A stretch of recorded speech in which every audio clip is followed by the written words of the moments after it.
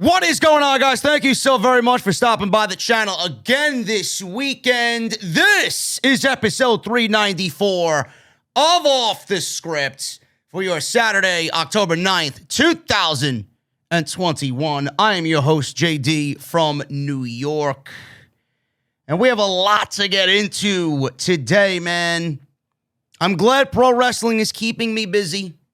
I'm glad there are tangible things to really talk about and really make into a topical discussion.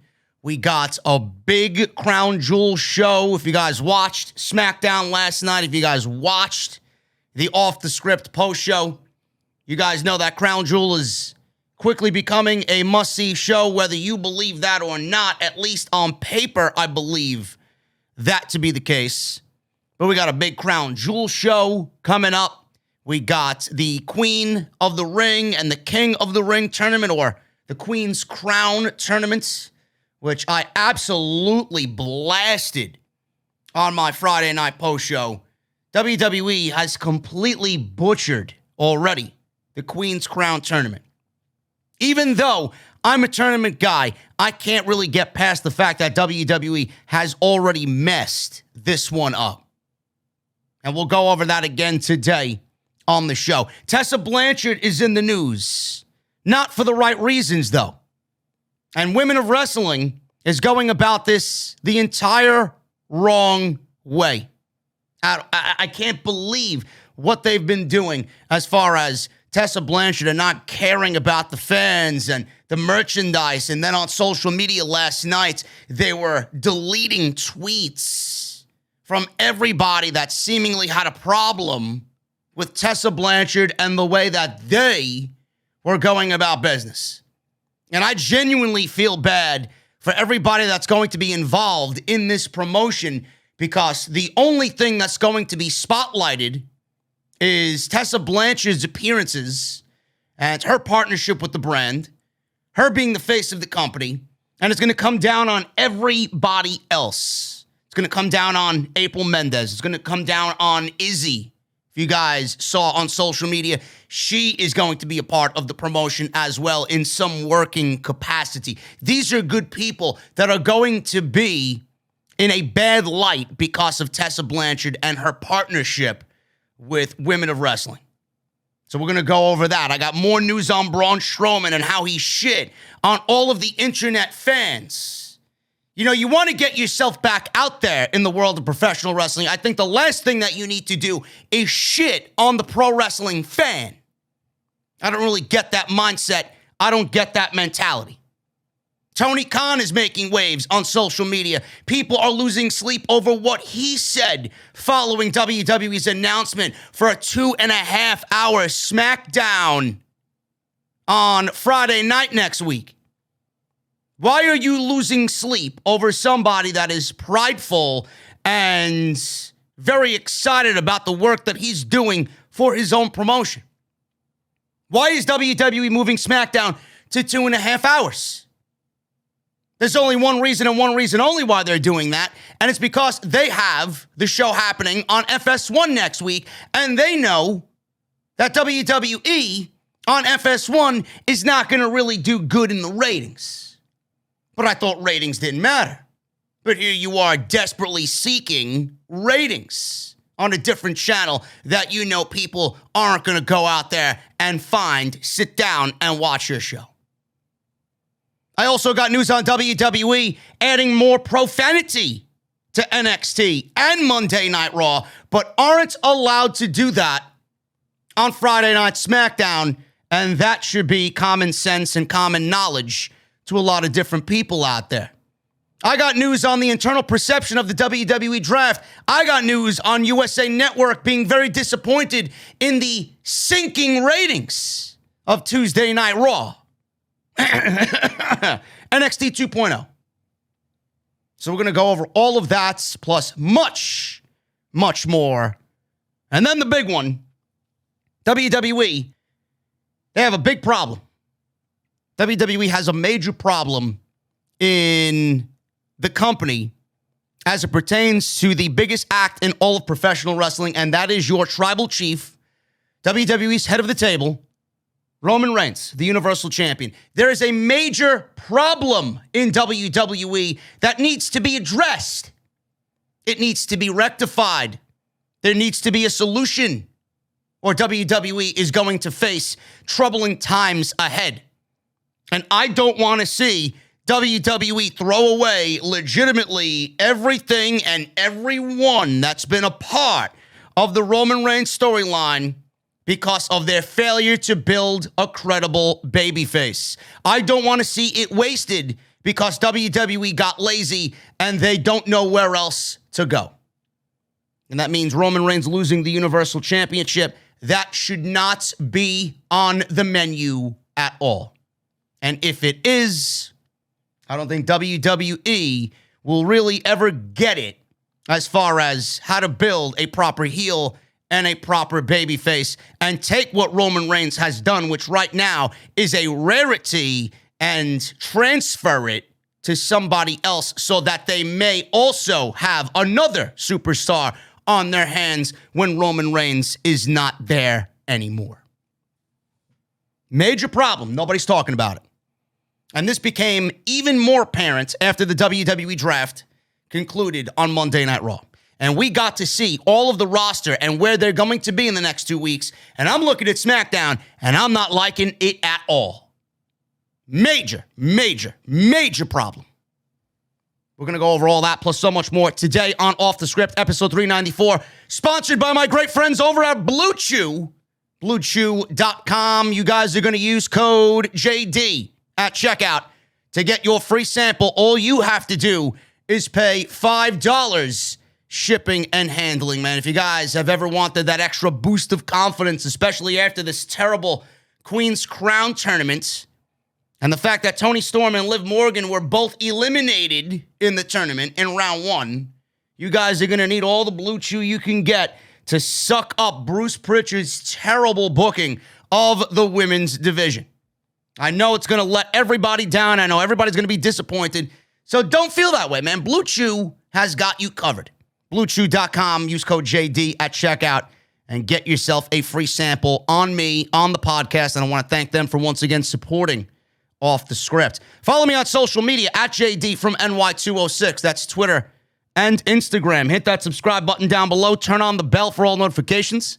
We are almost at 128,000 subscribers, legitimately 30 subscribers away from 128 on YouTube, man. Thank you guys very much for all of your support.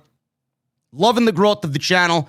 We may actually try and hit 130,000 subscribers before the end of the year. We got some major, major, major shows coming up, so that is definitely a possibility. If you guys want to hit that subscribe button and have not done so, I would really appreciate it, man. We're here Monday, Tuesday, Wednesday. We're here during the week with some extras. And we are live on Friday for SmackDown and AEW Rampage, and then the flagship show every single weekend on Saturday, 5 p.m.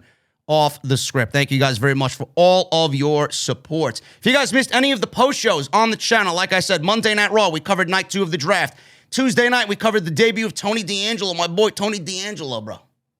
Gonna be a big deal in NXT. He could be the type of guy that makes you go out of your way to watch NXT. He was that impressive on Tuesday night. Absolutely loved everything about him and his presentation and the way he worked in the ring for a first-timer, man. Absolutely fantastic debut. NXT, Tuesday night. Wednesday, we talked about Adam Page and him being the number 1 contender for Kenny Omega and AEW's World Championship.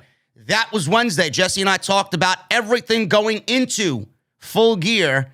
And with Page as the number 1 contender, it looks like we're getting that match possibly at Full Gear. We talked about Daniel Bryan also not needing a World Championship opportunity right now. And they may actually hold off on that match until a later date. So go and check that out. Couple of extras this week. We did one on Thursday. We did one on Friday. I was live on Friday night with SmackDown and Rampage.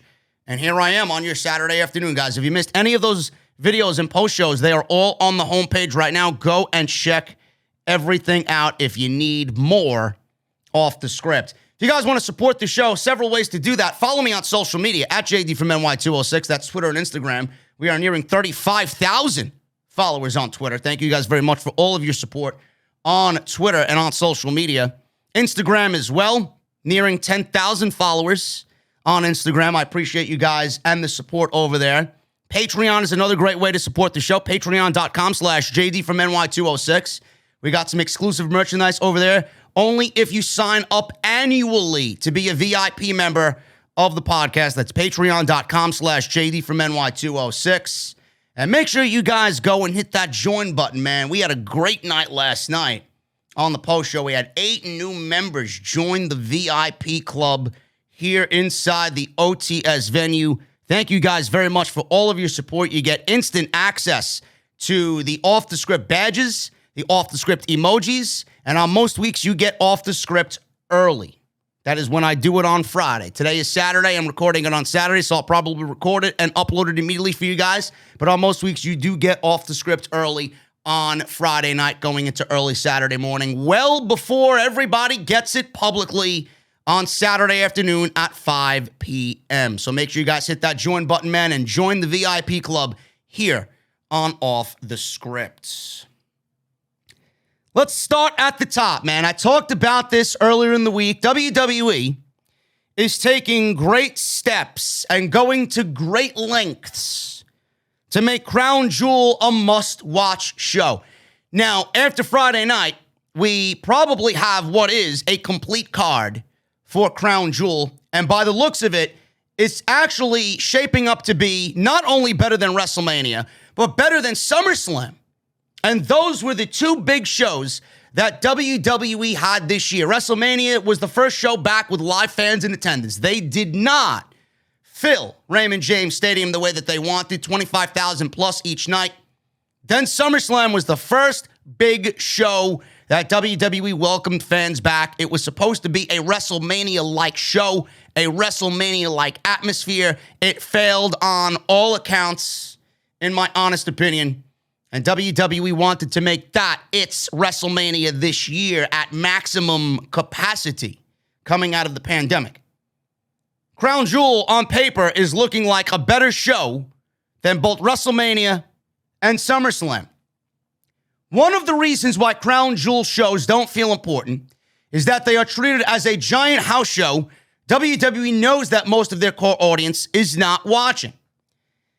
And it's not only having to do with WWE knowing that their core audience is not watching the show. WWE, I can see them being sleazy businessmen. They take, but they don't give. They'll take the money that they're being offered to do these shows. The people in Saudi Arabia, the government in Saudi Arabia, the prince of Saudi Arabia doesn't know any better. I read a report. He just recently asked Vince McMahon to include CM Punk and Daniel Bryan on the show, and he did not know that both guys right now are no longer with the WWE. WWE had to tell him that they're both contracted to All Elite Wrestling. He did not even know that. These are the same people that requested the Ultimate Warrior, Yokozuna, to be on these shows in recent years. They don't know any better. And WWE knows that. So they take and then they give. They try and make it a big deal. It looks all grand and grandiose and it looks spectacular. They got the fireworks and it looks like a WrestleMania show in Saudi Arabia. WWE doesn't give a shit. Most of these shows have been absolute throwaway shows, not only in card, but in build and execution as well. Now, Andrew Zarian of the Matt Man podcast has spoken about this, and WWE is looking to change what they want to do with the Crown Jewel shows moving forward. They want to make a Crown Jewel show and Saudi Arabia shows feel like a show fans want to see. Zarian said this, and I quote, "It's a big show. They're giving away big matches in Saudi Arabia. It's a money deal for them. Will there be any long-term changes to their storytelling? Most of the time, no, but maybe we will see some changes happen this time around. Because I know the big deal for them has been that they are very much aware that the Saudi Arabia shows seem like a nothing show. It just seems like a very big house show with no long-term repercussions, but they want to change that and make this show a must-watch show. 1 o'clock in the afternoon on a Thursday is maybe not the most peak time for but they don't give a shit about peak viewership. They don't care about any of that because they make the same amount of money no matter how many people watch live or on Peacock late. I would not be surprised if they continue on with these stories and stuff, end quote. Now, I mentioned this earlier in the week. WWE can make these shows feel as big as any other pay-per-view that they do all year, a WrestleMania, a SummerSlam. It doesn't matter how big WWE makes these shows.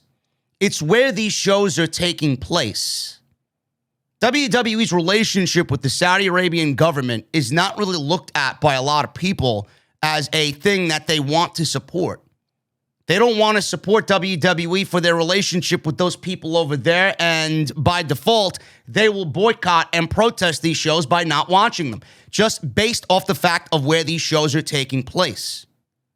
And I think WWE has done enough of these shows in the past where WWE fans and wrestling fans alike, they look at these shows, and no matter what WWE is trying to do and trying to change here, there is already a bad taste in everybody's mouth about what has been on these shows in previous years.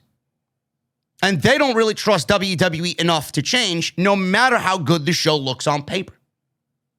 And that's the simple fact of it. They can't change that. WWE is not going to be able to change that. You can have 3, 4, 5 great shows in a row in Saudi Arabia. It's going to be a little bit for people to even catch up to that, and it's going to be a long time before people care. Some people may not even care for the duration of this partnership with Saudi Arabia, which right now I believe has 7 more years on its active deal. So this ain't going away anytime soon. So that may be 7 years of people not watching and not giving a shit about this show, no matter what is on the show. And a lot of fans take offense to this. They do. Not for the simple reasons that I mentioned, but a lot of fans take offense to this as, why are they getting this type of show and why are we not getting this show? Why don't you do what you do for these people here? WWE doesn't show this much effort or put in this much effort to build a show like this here on a yearly basis. It's a rarity to see this type of show and the type of card that I'm looking at right now here. WWE only does it when they need to do it. They don't do it for the fans because they want to do it. They don't want to present a pro wrestling product that is looked at and celebrated by the fans. They only do it when their backs are against the wall or when money is involved. They don't give a shit about me. They don't give a shit about you. They don't give a shit about us fans. And that's another reason why people just don't want to watch these shows.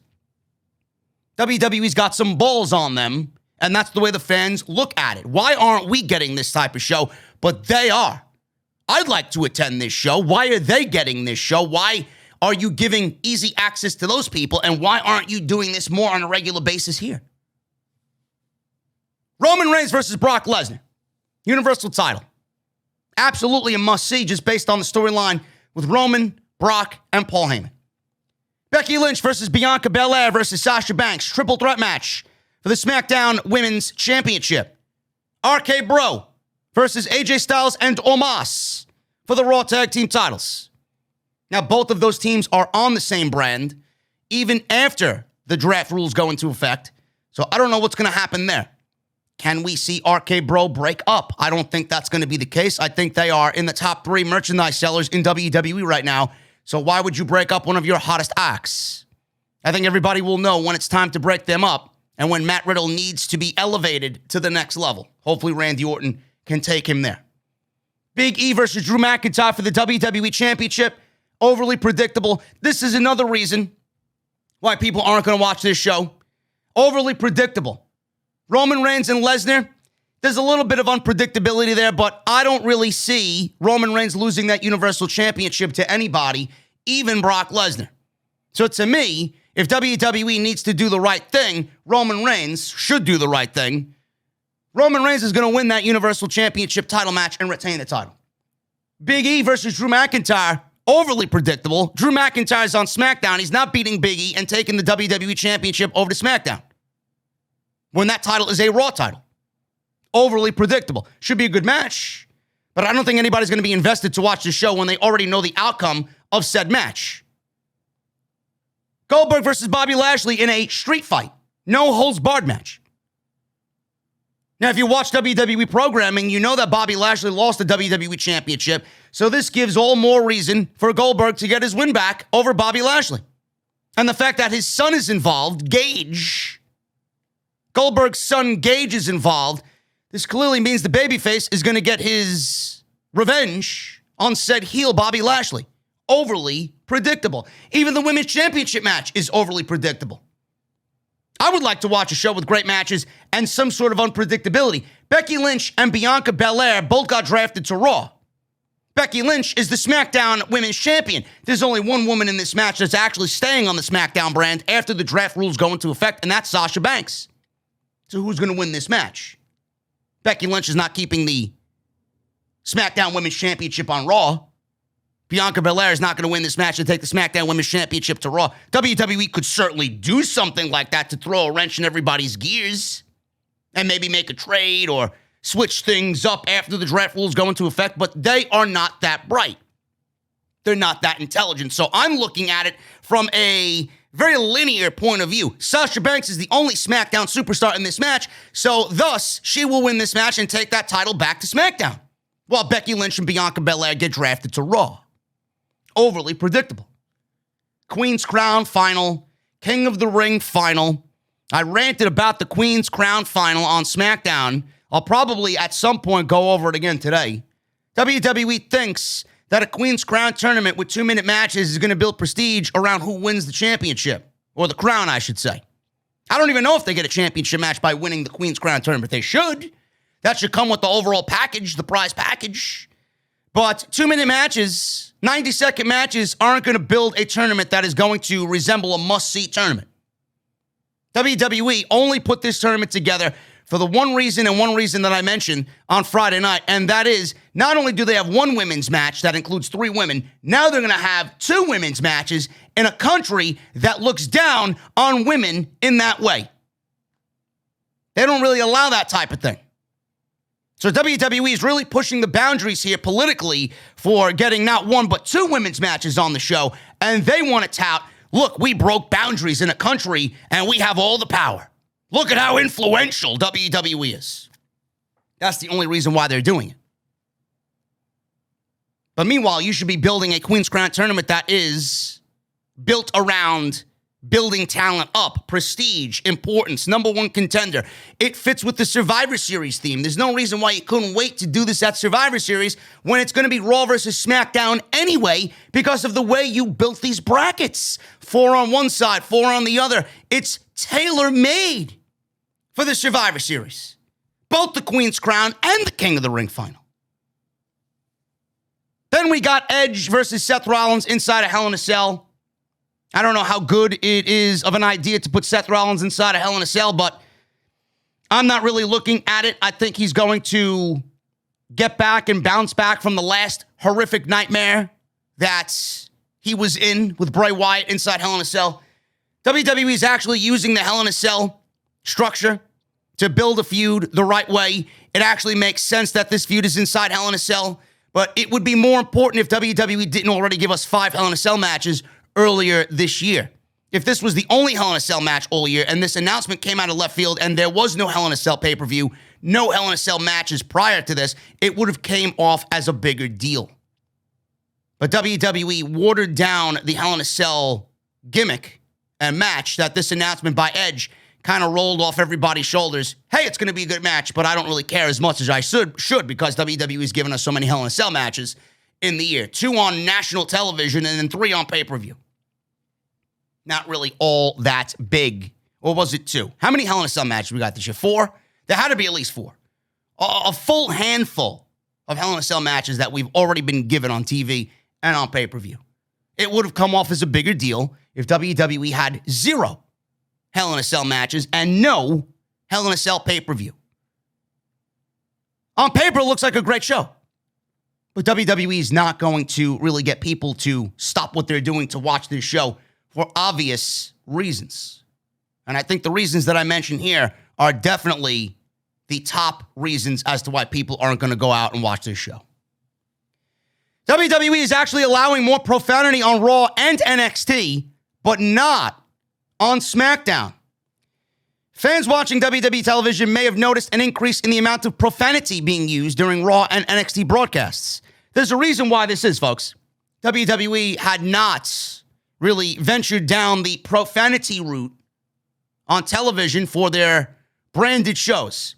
The only reason why WWE is doing this nowadays is because they know that they're behind the eight ball, and they know that AEW is doing something that is making them genuinely more cooler and more identifiable and more genuine and more real. WWE knows they don't care, or they haven't cared, otherwise they would have changed it before AEW started doing it. They haven't cared, but now all of a sudden they care, and it's because of the AEW effect. You think Chris Jericho and Daniel Bryan and Kenny Omega and everybody else, MJF, throwing curse words around on TNT is something that WWE looked at and said, we shouldn't be doing that. Let them continue to come off like a hokey, low-budget promotion. Or did they look at it and say, our demos are not as good as where they should be. They're catching up. They're creeping up on us. What if we take a page out of their book and do what they're doing and allow our superstars to throw a shit word around or use more profanity when it is acceptable? Because that's exactly what the case is. WWE thinks that AEW is raining on their parade, and now WWE, because they're not followers or they're not leaders anymore, they're nothing but followers, they are now following the lead of AEW. So who really is the leader in sports entertainments, huh? Even though AEW is not sports entertainment, who's the leader in professional wrestling? Because that's exactly what WWE is at the bottom of the barrel. WWE, at the end of the day, is pro wrestling. Sports entertainment is what WWE brands themselves, but they know that they are right now riding a sinking ship. And they need something, anything, to generate some cool factor on these shows, a relatability to these shows. Because right now, everybody sounds like a fucking robot. Promos suck. Nobody comes off as genuine anymore. But AEW does. So now WWE is taking a page out of AEW's book. NXT wrestlers are now oftentimes saying shit on the air, and the dialogue is edgier than before.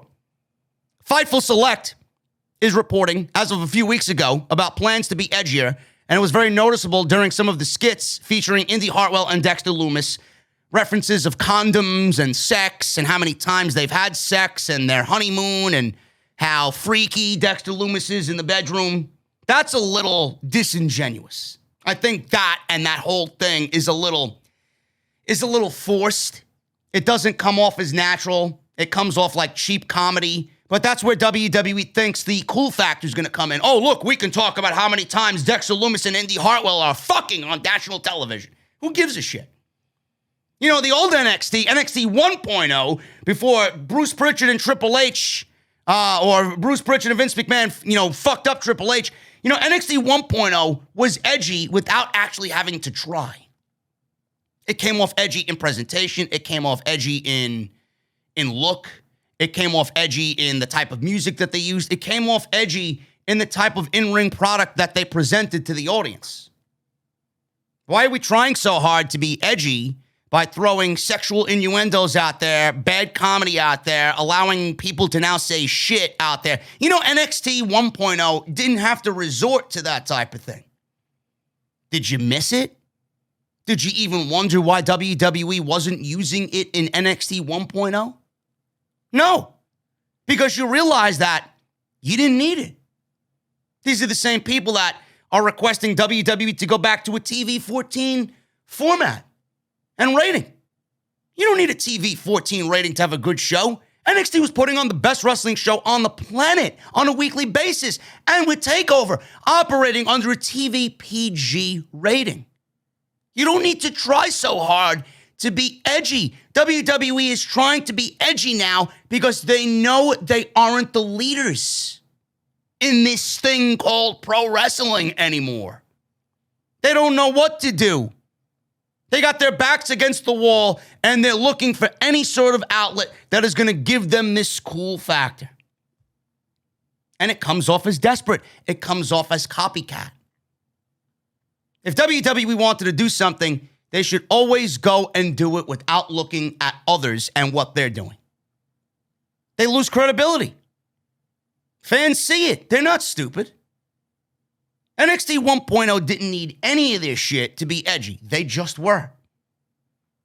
That's why I say Triple H gets it. Triple H's team gets it. Bruce and Vince, they don't get it. Vince McMahon's team doesn't get it. But I think that's by design. They do get it. They don't want to execute. And then when it doesn't go their way, then they want to blame everybody else. Ringside News reported that while fans can expect more profanity on Raw and definitely NXT, it won't be the same on SmackDown because SmackDown has standards and practices that prohibits the show from using profanity, but they are able to get in some adult lines, such as the missionary position line that Roman Reigns used in his promos against John Cena leading to their SummerSlam match. In the latest Wrestling Observer newsletter, Dave Meltzer said that WWE sources commented on this and said the following, and I quote, SmackDown doesn't have standards and practices. Fox does. And Fox is not too keen on profanity. For what it's worth, since SmackDown will be on FS1 next week and again on October 29th, they are free to use profanity since FS1 is now bound by the same standards and practices as Fox 5 here in New York City and your local Fox affiliate, wherever you may be emanating from. So if WWE uses profanity on FS1, then we really know that they are absolutely pushing the boundaries and being forced to do so. Now, Fox, that's their own fucking problem, man. Fox, I get it. And at the same time, I don't get it. You know, not everybody wants to live in this fucking TVG environment. Nobody wants to live in this kiddie environment. Wrestling is a brutal sport. Wrestling is a combative sport. Wrestling is active competition between two athletes. Wrestling is a soap opera for men. People don't want to see children's dialogue on a pro wrestling show. I think Fox should realize that. I'm not saying that you need to go out there and be ECW back in the 90s, but I'm saying people use this type of language in everyday life, and a shit and a goddamn or something along those lines that's very minor can be a lot to bring some sort of realism and legitimacy to an overall dull product. I'm saying that the words that they use and the way that these words are used and structured could really mean a lot to a show to make it an okay show and take it to a good show. But that's just my honest opinion. But I get why Fox won't allow it. I get why Fox won't allow it. I just don't really agree with it. I don't. Braun Strowman. He reportedly begged WWE for his job back. Ringside News has reported that WWE has no interest in bringing Strowman back, and a tenured member of the writing team told Ringside News that if they wanted him back, he would have already been in the fold. Now, Strowman was released from WWE, and he had a monster contract, a guaranteed $1.2 million per year. And WWE obviously had Strowman under a 90-day non-compete. That is now finished. He is about to arrive somewhere. All headlines report Impact Wrestling is the landing destination. They are interested in him very heavily. So Strowman's management team contacted Ringside News after this recent report and ensured Ringside News that an announcement will be made concerning his future and where he will be working next. They also claimed to have had talks with WWE upon a return to the company, but they no-sold a follow-up question about any ongoing discussions. So Ringside News reported that they circled back to their original sources and were able to attain more information in regards to this story. Ringside News was additionally told that WWE is not approaching Braun Strowman, but Braun kept trying to get his job back. We were told, and I quote, "So far, there's been no interest." Before the 2021 draft, Raw and SmackDown writing teams were asked any interest in Braun. Both teams told Vince McMahon, Bruce Pritchard, and People Power Johnny Laryngitis, that there is no interest. Both writing teams were asked the same question, and they came back with the same response. Ringside News reached out to Adam Scherr's management team on October 5th about new policies and new updates to this story, and they declined to comment. AEW has spoken to Braun Strowman, but there is no word on how far talks went there with AEW. At this time, it seems that the most likely landing place for Braun Strowman is Impact Wrestling, but we know WWE is not in the cards right now. And that's the way it needs to be. It was either going to be back to WWE or Impact Wrestling for Braun Strowman. AEW does not need Braun Strowman. There are other people out there that I would love to have over Braun Strowman, and that is Wyndham Rotunda and Buddy Murphy. I don't even think Buddy Murphy is actually happening. I do see him ending up in Impact Wrestling as well, and I do think he would make a major, major splash in Impact Wrestling. Even though I know his in-ring style would be picture perfect for AEW. He'd fit like a fucking glove in AEW. Braun Strowman and AEW do not mix. I'm not worried about him going to AEW. Impact is where he should go, and I think that's the perfect landing spot for Braun Strowman. Now, I mentioned this earlier in the week. I don't really feel the need to make fun of Braun Strowman about this particular story. I feel more sad for Adam Scherr in this story because he's begging for his job back, which I absolutely agree is the case. I do think that this is legitimate. I do think that this is true. He will deny this up and down, and I believe he's already denied this to Ringside News, claiming that Ringside News is nothing more than a tabloid publication and they're a piece of shit website. Same thing goes with everybody else that blasts Ringside News, and they only end up being right anyway on most of the shit that they put out as exclusive. So I do believe that this story is legit because this was an exclusive and they rarely get these wrong. This is the type of guy Braun Strowman is. He thinks that he is who he is and that he deserves more than people really think he does deserve. He hasn't done shit. Braun Strowman doesn't deserve shit. But what I feel bad about is the fact that he's willing to beg for his job back and go back to a place where he knows he's not going to be valued, go back to a place that hasn't valued him while he was there, that looked at him as nothing more than a B-plus player, that never looked at him as a face of a company. They only paid him because of his size and the type of wrestler he was. He was a freak.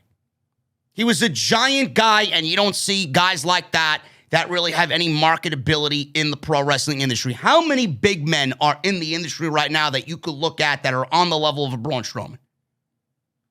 Not many. I actually watched this MLW show, Fightland, on Vice TV. Now, Alex Hammerstone is not the size of a Braun Strowman, but Alex Hammerstone is the type of guy that would fit in any company, especially WWE, with the way he moves. He's got the look, and my God, can the guy fucking wrestle. So can Jacob Fatu. He's picture perfect for WWE. He's going to end up there eventually. He's part of the Anoa'i family. So why wouldn't he? He knows he's got destiny written all over him if he goes to WWE. And I look at him and I look at Umaga. Literally. I see Umaga on my screen. And we all know how great Umaga was. But I digress. How many people are in the industry right now? How many people in the industry right now look like Braun Strowman and are the size of Braun Strowman that are on a major platform? There's nobody. Omos. Omos is a fucking Walmart brand big guy. He ain't going nowhere. Braun Strowman really, I feel bad for him because he wants to go back to a place that is a dead-end job. He only wants to go back because it's with the biggest promotion in the pro wrestling scene. It's because that's where the most money is. That's where he's going to get his name out there. But what Braun Strowman really needs to do is suck it up. He got fired. Move on. Go work for Impact Wrestling that is going to value you more than a WWE, than a Bruce, than a Vince ever will. Because they need you. WWE doesn't need you. You need them. And that's the way you're coming off. So go out to Impact Wrestling. Become a main event guy. Work your ass off. Hone your craft. Get better. Learn how to wrestle. Work hard. And then maybe you're young enough. If you still want to do this thing 3-4 years from now, you're young enough. Maybe WWE sees what you've done in Impact. If you do end up there, which I do think is the case, work your ass off, make a name for yourself, and WWE will bring you back just like they brought Drew McIntyre back because he made his name on the Indies and in Impact Wrestling, and then that's where he ended up, in WWE. That's what he needs to do. This is not a time to start begging for your job. This is not a time to take the easy road. Work hard. You could look like $1 million. That's not going to translate to what you do in the ring. Go in there and be a big fish, that great white shark in a small pond, and eat, feast. Then WWE is going to look at you in a different light. I guarantee you. That is if you want to make the jump back and they want you and there's interest there on both ends. That's what he needs to do. Impact Wrestling is where he's going to end up. And if he does end up there, I do see big things for him there. I do. Now, he was on a recent appearance, or he had a recent appearance on the Control Your Narrative. I don't know if this is an interview platform or a podcast. He was interviewed, and Braun Strowman is now going by the name Titan in the ring. I don't know if that's confirmed or not, but he went in depth about the struggles he faced while signed with WWE. Most notably, Strowman was getting overwhelmed by internet fans and their negativity. I'm probably the number one culprit in this quote I'm about to read to you. He said this, and I quote, "When I started hating myself and realizing I wasn't happy, that's when I knew I needed to leave WWE. You wanted to leave WWE, but that didn't stop you from signing a fucking 5-year contract, right? $1.2 million a year, Braun? Yes, you wanted out so badly. You did not opt out. You did not want to leave. You would have remained there no matter how long you were unhappy. You got fired." So right out of the gate, there is untrue statements in his quote. A lot of it boils down to just what I mentioned earlier about having to be on all the time. And the criticism from the fucking fans. It's not even the fans. The fans aren't the ones. It's the dorks on the internet that opinion and couch cushion book shows and do all this stuff and just talk nonstop shit about what we're trying to do. I didn't see any of you guys getting cast and thrown into the deep end of the pool, you know, in the middle of a pandemic when the whole world is in a frenzy and not knowing what is going on. Like, I would love to see any of you get handed a fucking 1,500-word script on a piece of paper, get 15 minutes to 30 minutes to try and memorize it, and then go out and do it on live television in front of no one. You can hear your heartbeat standing out there, and it was just, that's where it got to a point where, like, I don't know. And I know that's part of what comes along with this stuff, but it's just the nonstop negativity that there is in the wrestling community. It's so toxic, and it made me hate going to work. It made me hate this stuff. And I know I shouldn't read this stuff. I know I shouldn't care, but I do because I care about my work. I care about what and how I'm projected. I want to be the best at everything. I do, and it's a fault at times, but it's like the fact of listening to these guys bury and just crap all over the match, the cinematic match with Bray. They say it's the worst match of the year, the worst match they've ever seen, this. People don't have a clue about what went into doing that. I worked for 28 hours straight trying to get this out to our fans, get a product out to try and get people to take their mind off of what is going on in the world. I went to work the next day after filming it and wrestled on television. I got home that night, like 12 o'clock at night, and I was taking a shower and collapsed in my house. I had to get an ambulance to come get me from my house because I collapsed from dehydration. I went into full body cramps. End quote. You know, these are the people, this is what I don't get, and this is why I had such a fucking problem with the way $0 was handling all of the criticism online. These people are the biggest marks for themselves. You work in an industry and your title is pro wrestler / actor. You're an actor. So he's shitting on all the fans who want nothing more than a good product. He's shitting on the people who are watching the show because WWE is giving us bullshit, and he's blaming us for shitting on everything that WWE is giving us. Those pandemic shows, no matter where you were or who was working these shows, were a pile of garbage. They were some of the worst booked shows that WWE has ever produced. I'm supposed to sit there, and WWE is in the luxury of their Thunderdome, and they are still not giving us matches and television that matters or television to be proud about? No matter what the fuck is going on, man. It could be the end days, the apocalypse is here. It doesn't fucking matter. You were asked to go to work. You were asked to put on a show, just like as if there was nothing going on, and then you expect me to sit there and not fucking criticize because there's a fucking pandemic going on? If the shows suck, the shows suck. I don't give a fuck who you are or what you're doing for anybody. WWE as a company wanted to come off as if there was nothing going on. Excuse fucking me. Now I'm supposed to drop everything and show appreciation to you because of what the fuck the company was doing, right? What a lame fucking excuse, man. And this is why he's got a problem with everybody and then has a problem with us. This is why nobody supports this motherfucker. Nobody. And people are going to have a very difficult time supporting anything he does and anywhere he goes. Yes, please continue to shit on the fucking fans that are going to pay your fucking bills. Give me a break. Give me a fucking break. Nobody asked you to memorize a 1,500-word script. Open your fucking mouth and say something.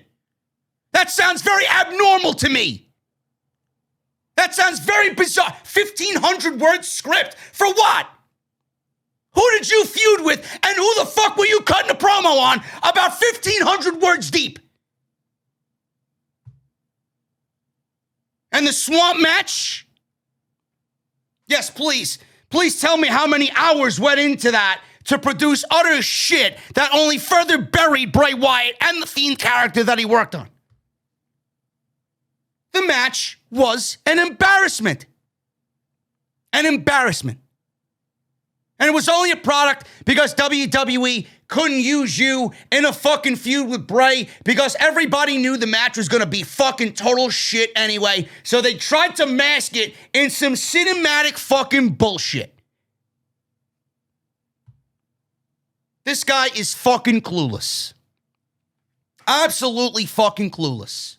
Yes, because everything that WWE does is correct, right? We don't have any given right to critique your show and pinpoint what is right, what is wrong, what I don't like, what I do like.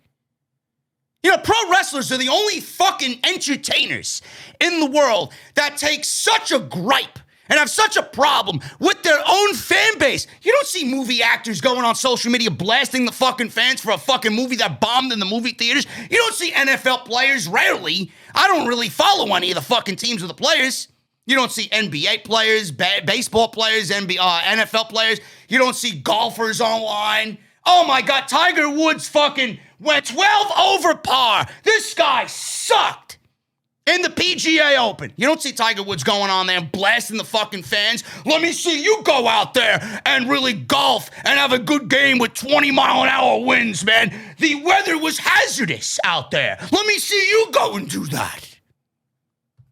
Pro wrestling and pro wrestlers are the only sports and entertainers that have such a fucking distaste for its own fan base. They think who they are, and they think that it's unfair of us to speak the way that we do. Now, I know there are fans out there and fan bases out there and certain circles on social media that make the community come off as toxic. Yes, I fully understand that. I fully understand that. But those people are the ones you should not be listening to. They don't know jack shit.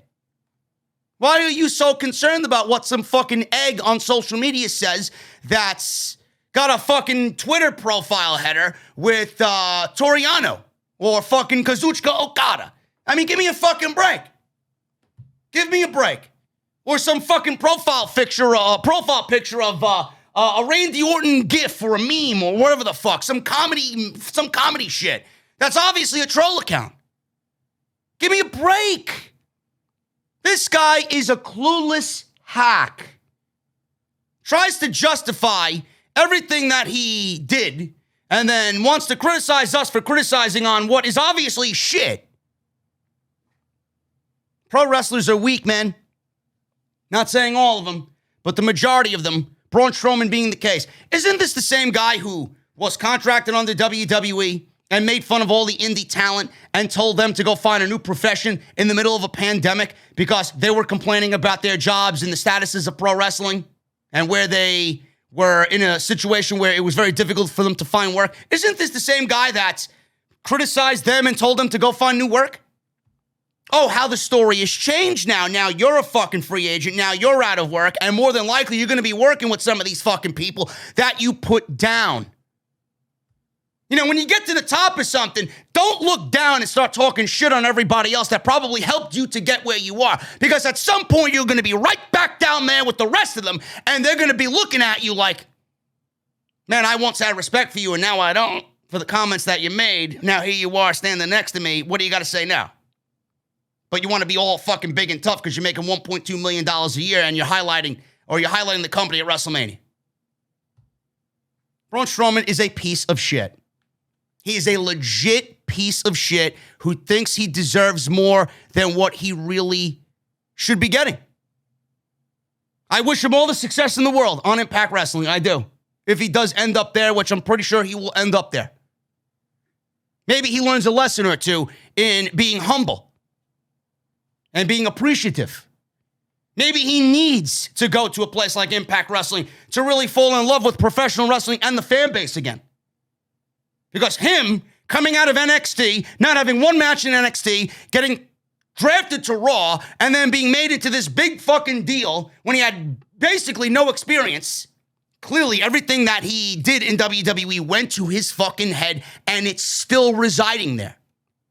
He needs to be brought down several more pegs, and he needs to fucking feel some humility. He needs to feel humble about what is going on with him and where he is and the promotion he's working for. He needs to be put in his place.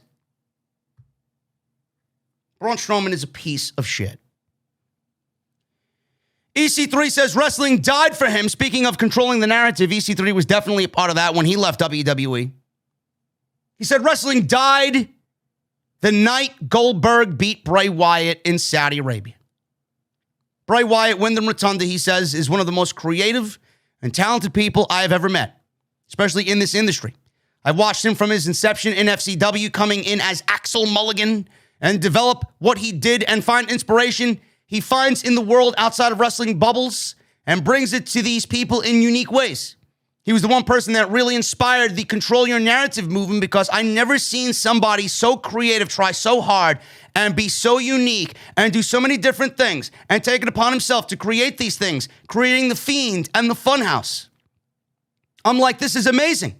And then I remember I would call this the day wrestling died for me. I wasn't even there when he got beat by Goldberg. I watched this man work so hard and be so unique and be so creative and do so many different things and take it upon himself, developing something so special to have it just thrown away by someone's decision. That's where Control Your Narrative came from. Tell your story within the narrative. No matter what company you're in, and no matter how much creative freedom you may have, there's still somebody there that's going to make decisions and calls and manipulate and play with you. It's never unadulterated. It's never pure. What I want to create is a forum, a platform for any talent who knock on my door to freely, creatively explore themselves, the personas, the realities in their truest form possible. So it's taking a while. It's hard work getting it off the ground and portraying something completely different to a world that is programmed to, like we're talking about, the same things. Bring it to their attention. I think having Adam's involvement, really putting a rocket ship on it, and it will help the growth of this and hopefully the ideas and hopefully more and more people come knocking. Hopefully I hear a fiendish cackle outside the door when I hear a knock one day I'm really praying to hear that. End quote. I mean, it's very difficult to really disagree with EC3 there. I mean, I wouldn't go as far as to say I think it's a little outlandish to say it's the night that wrestling died, but it definitely is. It probably would have been a little too harsh for him to say it's the night the Fiend died, but I mean, I don't really give a shit. I don't hold anything back here. It is the night the Fiend died. You know, step one was the Hell in a Cell with Seth Rollins. That absolutely fucking killed him, throwing him into a situation that he clearly did not need at that moment because all it did was reverse the narrative on what he was trying to portray.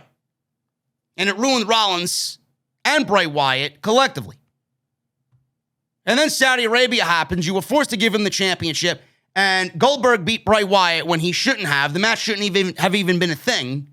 But Goldberg goes into Saudi Arabia and not one fucking word from Bill Goldberg about not beating Bray Wyatt. Hey, Vince, maybe I shouldn't beat Bray Wyatt. Maybe this guy is the future of your company. He's doing great work, yada, yada, yada. Maybe I shouldn't take the championship off of him because it will be like as Bray Wyatt is deflated after he loses to me.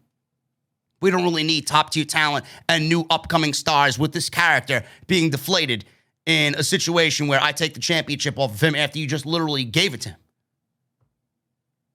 Goldberg had every right to say that, but he didn't. He had every instance to say that, and he didn't. I don't understand why that needed to be a thing. It may not be the night professional wrestling died to many people like EC3, but it was definitely the night that Bray Wyatt, the Fiend, died. He was never the same after that ever again. Ever. And then you saw what WWE did with him after that. Firefly Funhouse match. Then they gave Braun Strowman the championship. Then he feuded with Bray. Then he won the championship and then lost it to Roman Reigns a week later at SummerSlam. So what exactly did they do with the Fiend? What exactly did they do with Bray Wyatt? Bill Goldberg in Saudi Arabia was the night that Bray Wyatt died. I'll never forget the 3 minutes that match was. I legitimately felt the air sucked out of me. This is why nobody watches your show. This is why nobody invests into the characters that WWE tries to portray, new or old. Because they are very quick to make a decision like that, and they had absolutely no hesitation on making that decision. None. They were set in their ways. Goldberg was set in his ways. Vince was set in his ways. They knew. They knew. As soon as that match was announced, they knew they were going to bury Bray Wyatt. EC3, it's very difficult to disagree with him there. Tessa Blanchard, women of wrestling. They make the worst kind of noise with her hiring, becoming the face of the company, and her new merchandise. Tessa Blanchard and women of wrestling are not shying away from her reputation in the wrestling industry, considered someone who had nuclear heat with WWE, AEW, and Impact Wrestling, amongst other major promotions. The fact that Blanchard might have been having a hard time finding work is something the wrestler is now playing off of. And women of wrestling are in it as well. Blanchard got herself in trouble this past year when news broke, beginning to make the rounds that she had been accused of bullying and racism. Talents like former NXT superstar Chelsea Green, NWA World Women's Champion Allison Kay, and several others. This wasn't just one woman, two women. This was a league of women that came out and said things about Tessa. I had, and was very sad about the extra that I did on Friday in regards to this story. It was very sad reading the YouTube comments, and this is why I don't really present myself in the YouTube comments all that often, because there are a lot of blithering fucking idiots out there.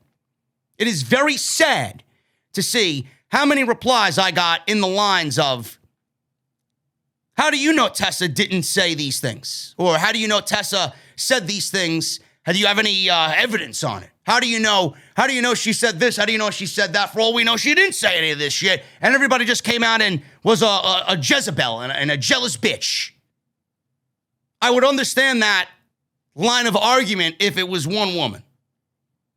Maybe two women.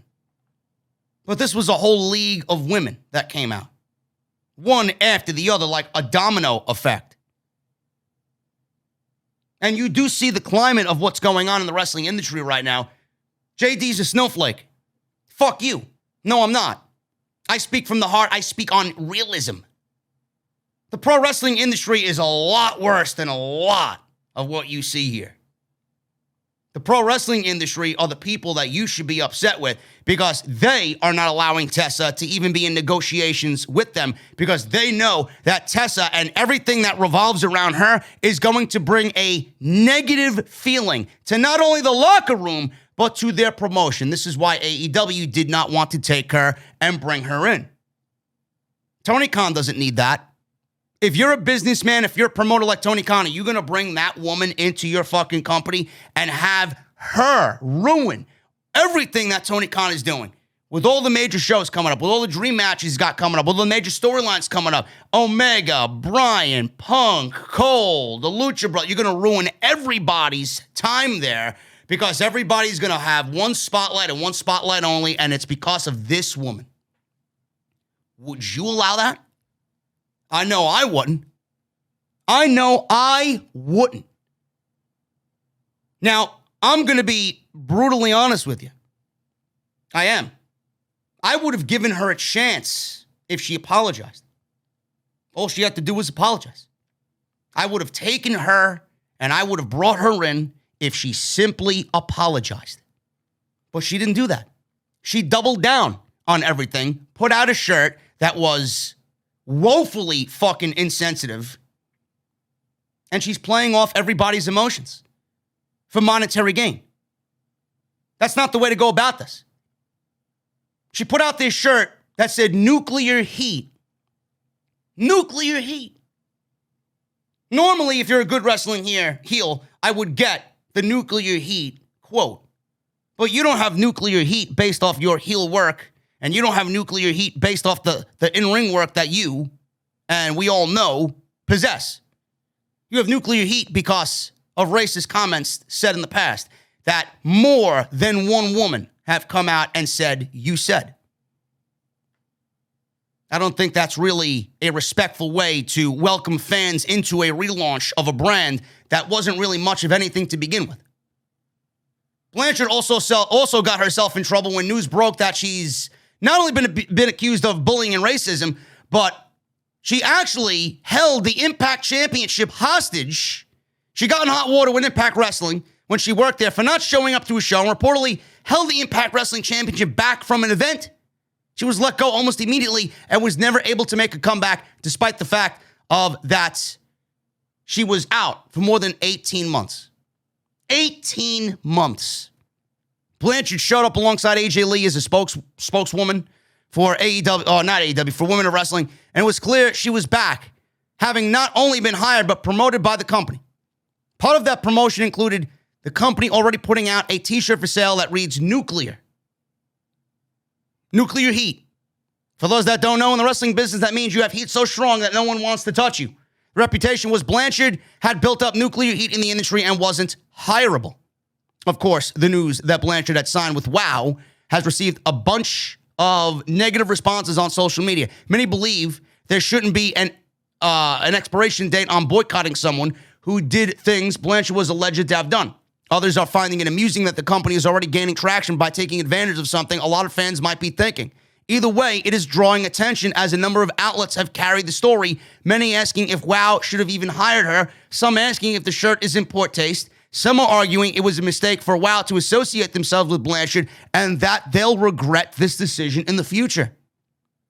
All we know, and I know, WOW is very aware of what they're doing. I know they're aware because they, if you go to their tweet about this shirt, they have deleted and hidden tweets up and down their thread, mine included, which sat at 327 likes. It actually got more likes than their original tweet. So God knows their Twitter account was being blown up by comments and responses. Even haters that hate me agreed with my take there. And I simply said all she needed to do was apologize. This is not the way to go about it. I don't think this is in good taste. That's all I said. They hid the tweet. Haven't even checked since. Probably blocked. Not that I give a shit. I don't really care. But the one thing that I'm concerned about is the lack of sensitivity here. The one thing I care about It's the fact that AJ Lee, April Mendez, and Izzy. You guys know NXT's Izzy, right? Or what used to be NXT's Izzy. She's now gone on and has done bigger and better things. She's with WoW. I don't know what she's going to be doing, but she's going to be like a correspondent there. She's going to be working with them in some capacity. You know, Tessa's involvement is going to bring a negative light on those people. And I've met Izzy. I've met her father. Very, very nice people. And AJ Lee is just back in the wrestling business after saying that she's not going to be back. She's probably not going to be wrestling ever again. And it's going to be bringing a negative light on these people that a lot of people love and enjoy their work. It's a shit situation. So how do you think those people feel? WoW knew exactly what they were doing. If WoW took other steps to make this announcement, if WoW did not make Tessa the face of the company, if they didn't put out this t-shirt, I'm not saying it would have changed anything because the backlash probably still would have been just as bad. But if they went in another direction and made somebody else the face of the company, and they built around somebody else not named Tessa Blanchard, but Tessa Blanchard was there, and she was going to perform, and she was going to be a part of the active roster, I don't think the blow-up on social media would have been the way that we've seen it this week. They made her the face of the company. They branded merchandise off of all the insensitive comments that she's made, playing off fans' emotions who clearly have a fucking problem with this situation. People have a problem with racism. It is not up to me or anybody else to convince you or tell you that you should apologize to or accept Tessa Blanchard's apology. Nobody's going to say that. You are given the right to feel however you want for as long as you want. And if you want to go on the rest of your life hating this fucking woman for what she's done and what she said, that is your prerogative. But I honestly think if she at least tried, if she tried to say something, issue an apology, it would have at least been out there and the door for reconciliation would slightly be open. If she went out there and apologized, which right now she's not because she's throwing it at everybody's face, as far as I'm concerned, she probably thinks she didn't say any of this shit. There are fans out there that are, and I seen it in my comment section, oh, she didn't say this shit, as if they know her. If she said anything that is out of line, be a woman and apologize. Even if you want to come out and say you didn't do it, just apologize. Apologize for all the shit that you've been in. Not only would you look good in front of the fans and in your peers, the door for reconciliation would be open. Because then at that point, fans can say, hey, she apologized. She apologized. It looks like she's growing and maturing and becoming a better person. I still have my reservations, and I still am very hesitant in regards to this because I feel like once a person says that, they think that always. But I'm for somebody who is definitely willing to give someone a second chance. And if she did come out and apologize, she should be given the opportunity to really grow. It would be a lot easier for the fans to digest. Hey, she came out and apologized. At least she's making an effort. Now maybe I'll keep an eye on what she's doing, an eye on the promotion, and see what's going on. If I like it, I'll be a little bit more willing to give her and the promotion an opportunity. Well, she didn't do any of that. She's not going to do any of that. And the promotion seems to be hiding replies from fans, and that's not really a great way to build reputation with your fan base for a relaunch of a promotion that really went nowhere to begin with. Stop the bullshit. This is not going to end well. The merchandise should have never been released, and WoW should have never made her the face of the company. Ever. Now they're getting what they got coming to them, and the relaunch is going to go and be a failure.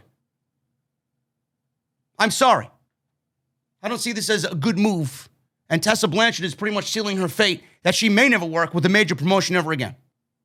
Because she's too ingrained in her ways, and instead of looking at the bigger picture here, apologizing, that would certainly lead to a little bit more open doors somewhere else. You don't want to work on the indies for the rest of your life. You're too good. You're better than that. You're stifling your own career because of your insensitivity and your ways. It sucks. I was going to go out and watch, but after WoW has deleted tweets and treated fans as if they don't matter and what they say doesn't matter, couldn't give a shit either way if the promotion thrives or fails. I don't care. Speaking of AJ Lee, she could technically wrestle if she wanted to, even though she said that she was never going to step back in the ring again. While speaking with WoW Superheroes YouTube channel, AJ Lee told Izzy that she could make a return to pro wrestling, but right now she's really enjoying the current generation of performers in the ring. She says, I will say, I say the same thing in every interview. It's always never say never, but don't hold your breath. What I mean by that is I never say never to anything, physically, mentally, emotionally. I'm healed from everything I've gone through in wrestling. I could technically do it, but I'm so enjoying letting the next generation have their spotlight. I got to do everything I wanted, so it really would have to be, is that challenge there? I don't think the girls need me there. I think they are going to take over the world all by themselves. I think I'm past the boat of AJ Lee being in the ring. If it happens, it happens. I'm not going to really hold my breath waiting for it to happen. She's just like her husband. If it makes sense and the itch is there, the itch may be there after working around these ladies and working with the promotion. It may come to a time where she says, you know what? I want to get back in there. I want to do this. I think it's going to be good. But it's going to happen when it really is important, if there's substance there. She's not going to come back for the sake of coming back. She's going to come back just like Punk did when it is necessary. So don't hold your breath on AJ Lee coming back to a pro wrestling ring. Let her do what she has to do. Let her get her feet wet, and let's enjoy her being a part of something that she's passionate about. If she wants to come back, I'm sure everybody will be there waiting for her to come back. Guys, we're going to get into the second half of the show.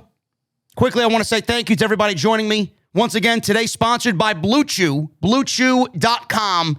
You guys are going to use code JD at checkout to get your free sample, and all you have to do is pay the $5 shipping and handling. What we got coming up next? Tony Khan shoots on Vince McMahon for announcing a supersized episode of SmackDown next week. 2.5 hours that is going to bleed into AEW Rampage, which is live next week on TNT. As SmackDown moves to FS1 due to the World Series, or the MLB playoffs, I should say. They will be preempted for the World Series on October 29th. I got that coming up, and we're going to go over the ratings report and the big one, Roman Reigns, and the major problem that exists in WWE that absolutely nobody is making into a serious problem. All this coming up on the second half of Off the Script. All right, guys, thank you for joining me on the second half of Off the Script here today for October 9th, 2021. This is episode 394. We're about to get into the next story here. AEW, Tony Khan shoots on Vince McMahon for announcing a supersized WWE SmackDown next week that will be 2.5 hours, going up against at least half of next week's live Rampage on TNT. I don't want to throw his name out there because he's a complete pile of dog shit, but I'm going to anyway because he's got one of the worst opinions in the entire community. Don't know how anybody listens to him. I don't know how anybody takes him seriously. Ryan Satin is a complete fucking idiot. He tweeted, I believe, I saw a quote tweet from him that somebody might have lifted off his Twitter page. He complained about fans complaining while still at the same time trying to shill WWE. People were complaining about a 2.5 hour SmackDown. When has WWE ever done a 2.5 hour SmackDown? I can't remember. I don't even know if it's been done before. But he said it's not that serious for people to complain about, which I understand because I said the same thing about people complaining about Tony Khan. The point about what he said that I did not agree with, I never agree with anything he says.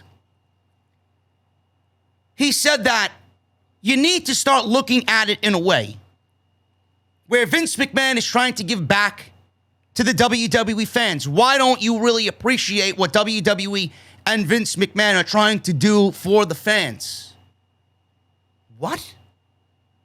When has ever Vince McMahon been about the fans?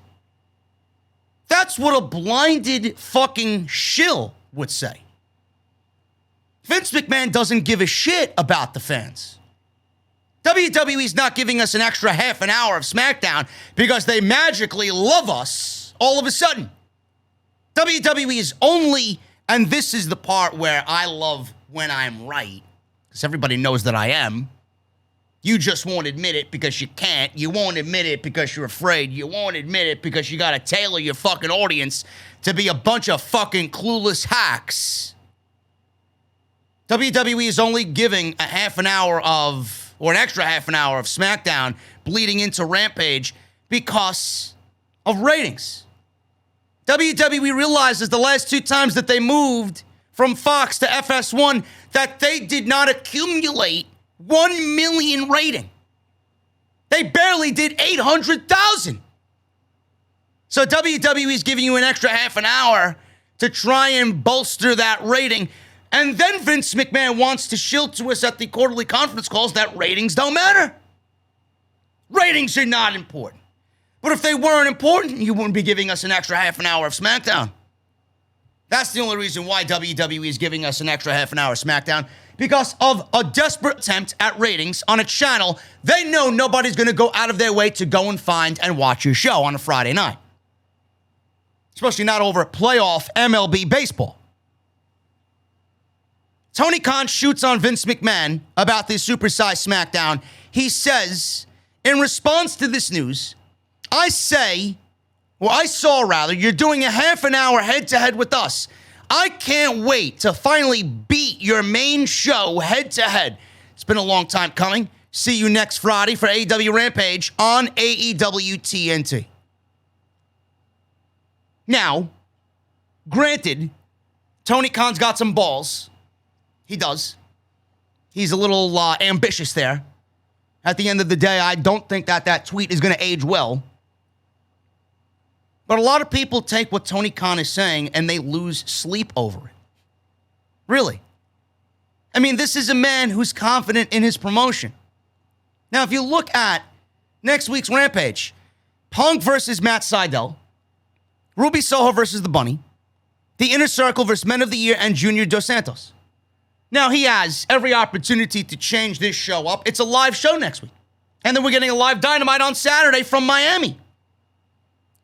WWE is giving us Becky Lynch versus Sasha Banks in a non-title match. King of the Ring semifinal, Finn Balor versus Sami Zayn. Carmella versus Zelina Vega.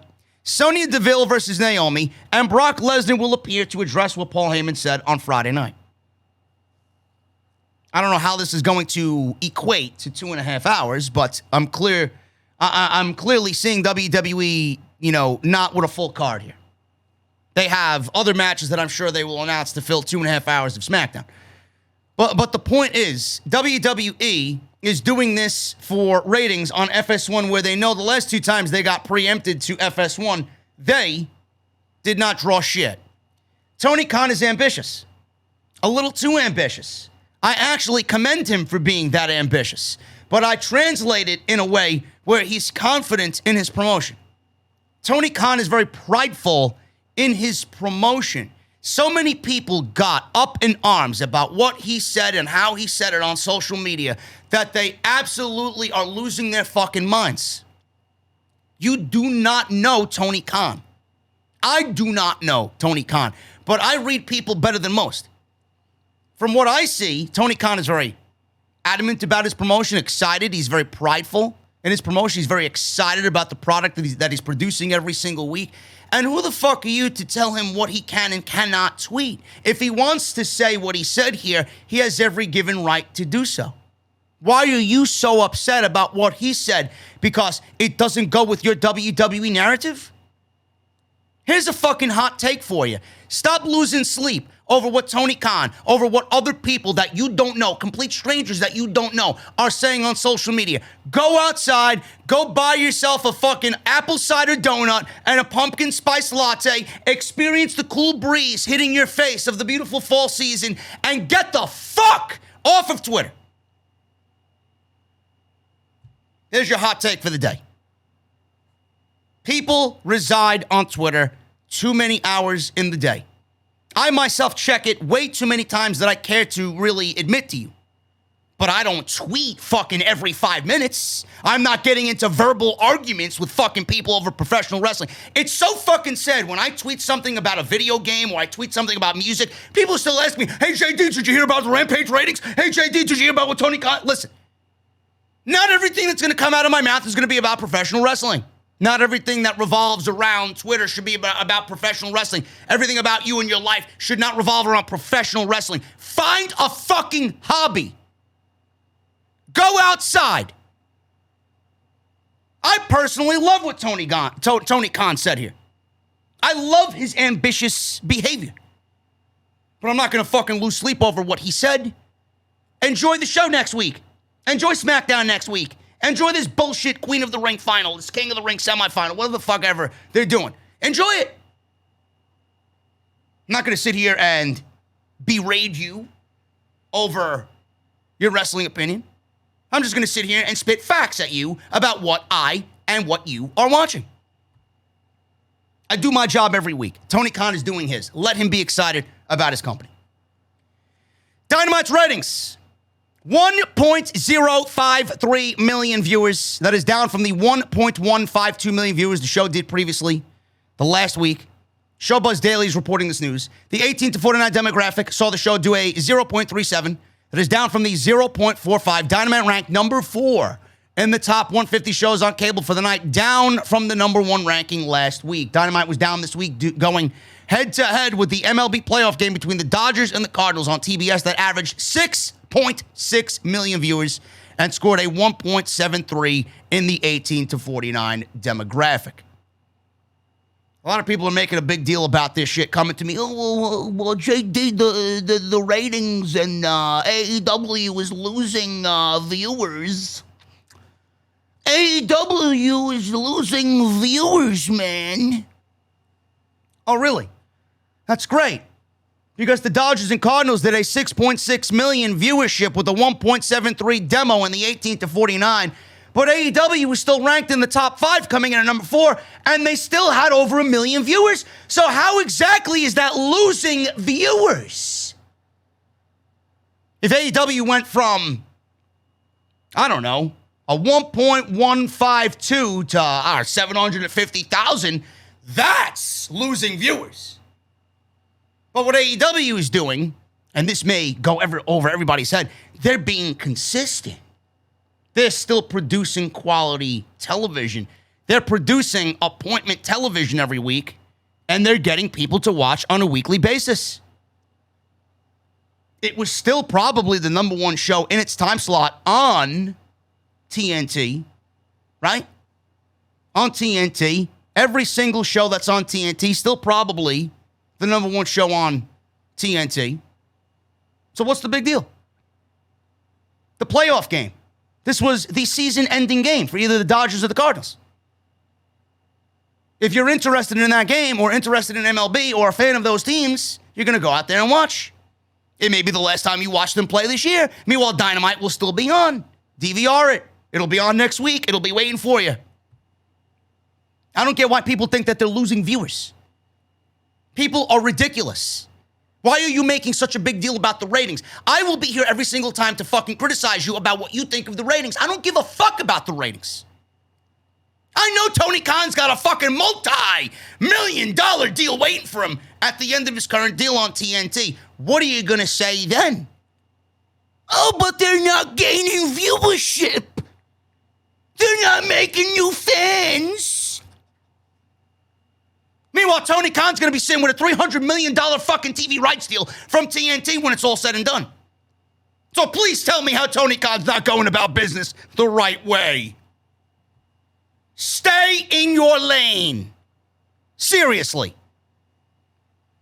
Kenny Omega, the Young Bucks, Adam Cole, Danielson, Cage, Jungle Boy, Luchasaurus. Excellent. 8-man tag. Sheeta versus Deeb. Bobby Fish made his debut. He's now all elite against TNT champion Sammy Guevara. Pac versus Andrade, El Idolo, Jon Moxley, Lance Archer, Orange Cassidy, Matt Hardy, and Adam Page in a casino ladder match. Adam Page is the number one contender for the AEW World Championship. And Darby Allin versus Nick Comoroto rounded out Dynamite. Very, very good show. Very fun show. And Tony Khan is doing his thing, man. Shout out to Tony Khan, TK.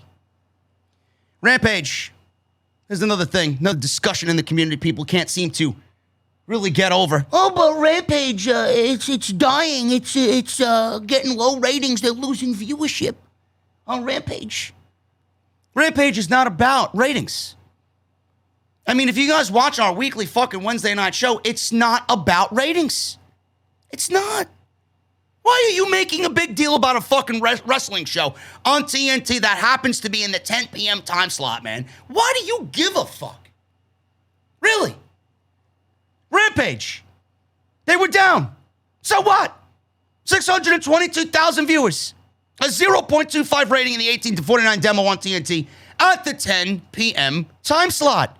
Last week's show did 640,000 viewers and did a 0.29 for the Grand Slam special. This was the least viewed episode so far in both total viewership and in the demo. Rampage ranked number 3 in the top 150 shows on cable for the night, down from last week's number 2. Rampage was only behind a college football game and Gold Rush on cable for the night. Rampage is not about viewership.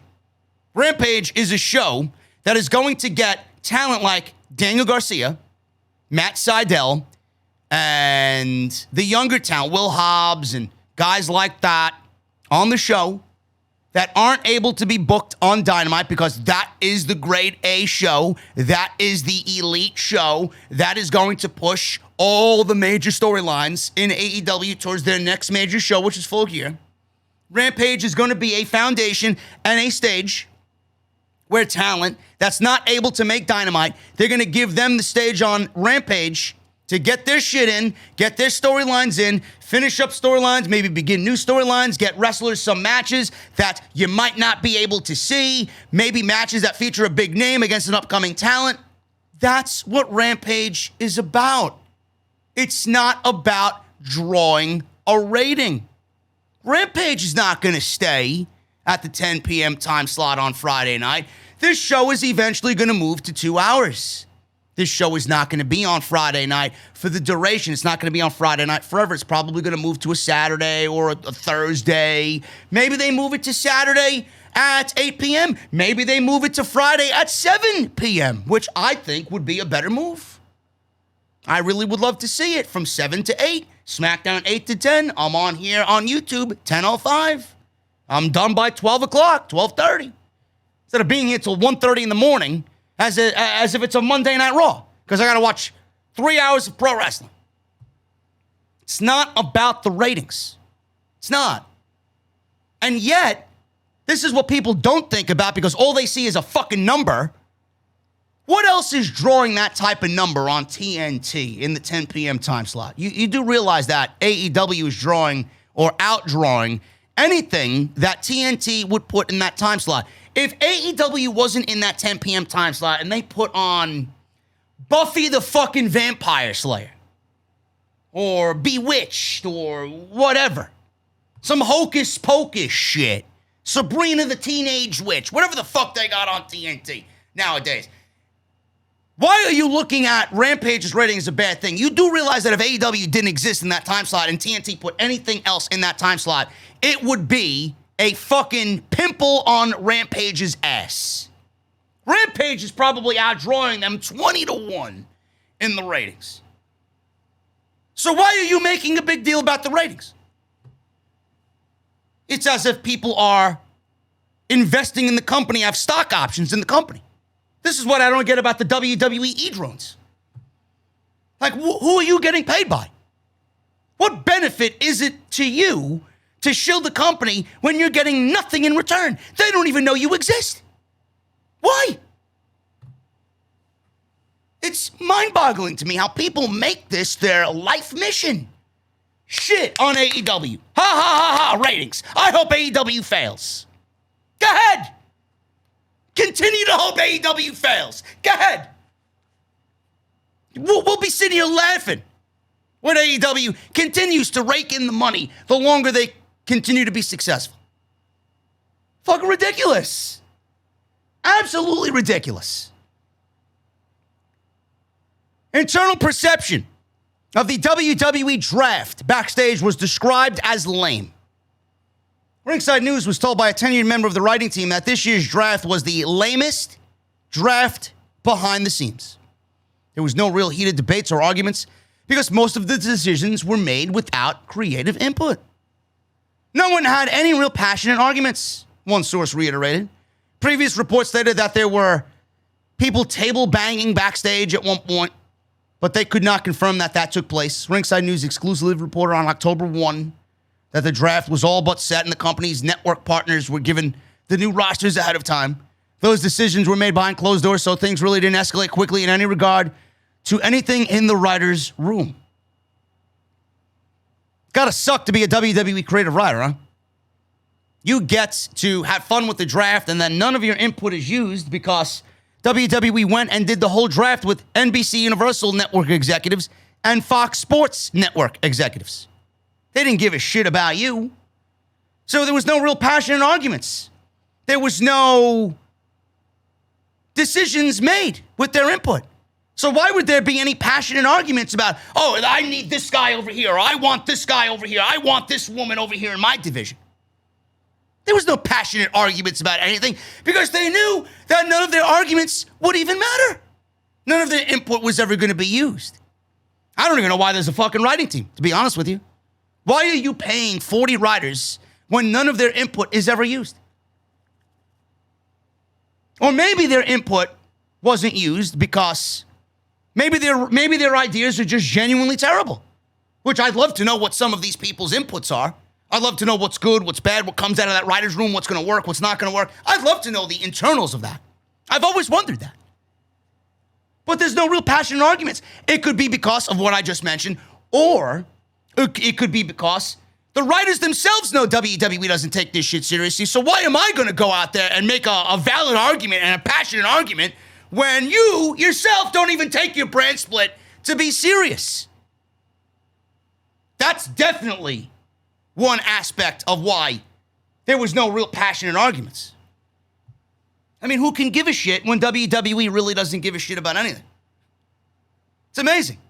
The draft was weak. The draft was weak. It was lame. Absolutely 100% correct. There was nothing exciting about the draft. All it was a ratings ploy. Oh, look, we got a draft. Meanwhile, WWE doesn't even need a brand split and draft. Oh, but we need these shows to be separate. We got two partners. Vince McMahon looks at it as a brand. He sells it to the networks individually as, you're getting a brand. Raw is its own brand. No, it's not. It's WWE. So is SmackDown. Your shows suck on a weekly basis, and then NBC, Universal, and Fox then turn to you with their complaints about the shows losing ratings, the show losing viewership, the fans that watch the show complain that's the same shit every fucking week. So why do we need a draft? Why do we need a brand split? Then people out there, oh, well, if there was one brand and the brands were united and merged, there's nobody that's going to get an opportunity to shine. Whose fault is that? Whose fault is that? AEW's got 3 hours of television, 2 on Wednesday, 1 on Friday. They seemingly make things work. You don't see a rehash of a fucking show every single week on Wednesday night. So why would it be the same thing in WWE unless your writing team and your management team fucking suck at their job? Of course it would be better. Everything about the shows would be better if there was one fucking brand. So when I read no passionate arguments, I'm not really surprised by that report at all. They've done nothing to switch the brand up and make it exciting and make it real sports-like. I don't think they did a good job with piecing these brands together this year anyway, which I'm going to go over in a fucking second. WWE considered breaking up a top tag team. They considered breaking up the Street Profits in the draft. The idea was to have Montez Ford and Bianca Belair move to Raw and Angelo Dawkins stay on SmackDown. I don't believe they contemplated this idea. You do realize that if Montez Ford got moved to Monday Night Raw by himself and Angelo Dawkins stayed on SmackDown, then Angelo Dawkins would be released in about 12 months. Where's he going as a single? This is the future of the Street Profits. Montez Ford's going to go on to be a big star, and Angelo Dawkins is going to be fucking fired, and he's going to end up in Impact Wrestling. Wondering what happened. What happened to the Street Profits? You know, there is such a thing as lifelong tag teams. Why do we need to break up tag teams? Montez Ford isn't ready for a singles role yet. Not saying that he's never going to be ready. He's a great performer. But that doesn't mean you got to break up the Street Profits prematurely to get him there when he's not ready. And are you at the luxury right now to even break up fucking tag teams? WWE has no tag team division. You want to break up one of your most solid tag teams? What sense does that make? Who thought that was a good idea? I'm glad it didn't happen. We got at least another year before WWE does this shit again and then breaks them up. And I'll be right back here the same time next year telling you how much of a fucking ridiculous idea that was. PW Insider already broke up T-Bar and Mace. Mace was on SmackDown last night talking about obliviation and annihilation and that there's no competition on SmackDown. Yeah, maybe for Roman Reigns, but for you, what competition? What type of competition are you going to be having on SmackDown? The fact that you won't be able to get to the mashed potatoes in time? What? The fact that you won't be able to get a piece of that hot cheesecake out of the oven, right? Give me a fucking break. They split them up. Mace and T-Bar split. Not that they were much of a fucking tag team anyway, and I'd much rather see Dominic Dijakovic back. But you ultimately killed Mace. They want you to think they're going to be doing things with Mace, but when Mace is in the ring by himself and everybody realizes how ready he isn't, or he's not ready for SmackDown, then he will be sitting in catering for the duration. So they split them up, and that was some of the ideas revolving around the WWE Draft, which I'm going to go over in just a second. As far as the SmackDown roster is concerned, it is looking weak. Weak. Some superstars were excluded from the draft. Lindsay Dorado, Gran Metalik, they were omitted. They recently expressed unhappiness with their spot in the company, so more than likely, WWE is contemplating whether or not to release them and let them out of their contract. Don't know why you would keep them. Brock Lesnar's a free agent. Bayley, Asuka, Lacey Evans, Eva Marie.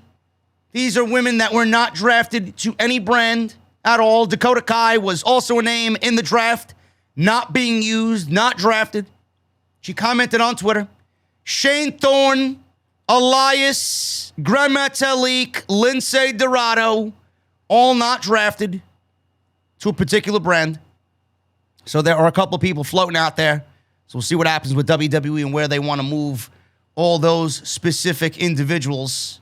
WWE also pushed the writers on SmackDown and Raw contemplated with Drew McIntyre going over to SmackDown. There were some people on the Raw writing team that really advocated for Finn Balor to come over and fill Drew McIntyre's empty spot on Monday Night Raw. WrestleVolt reported earlier in the week last week that WWE writers pushed strongly for Finn Balor to be drafted to Monday Night Raw from SmackDown to replace McIntyre as the second top babyface on the show.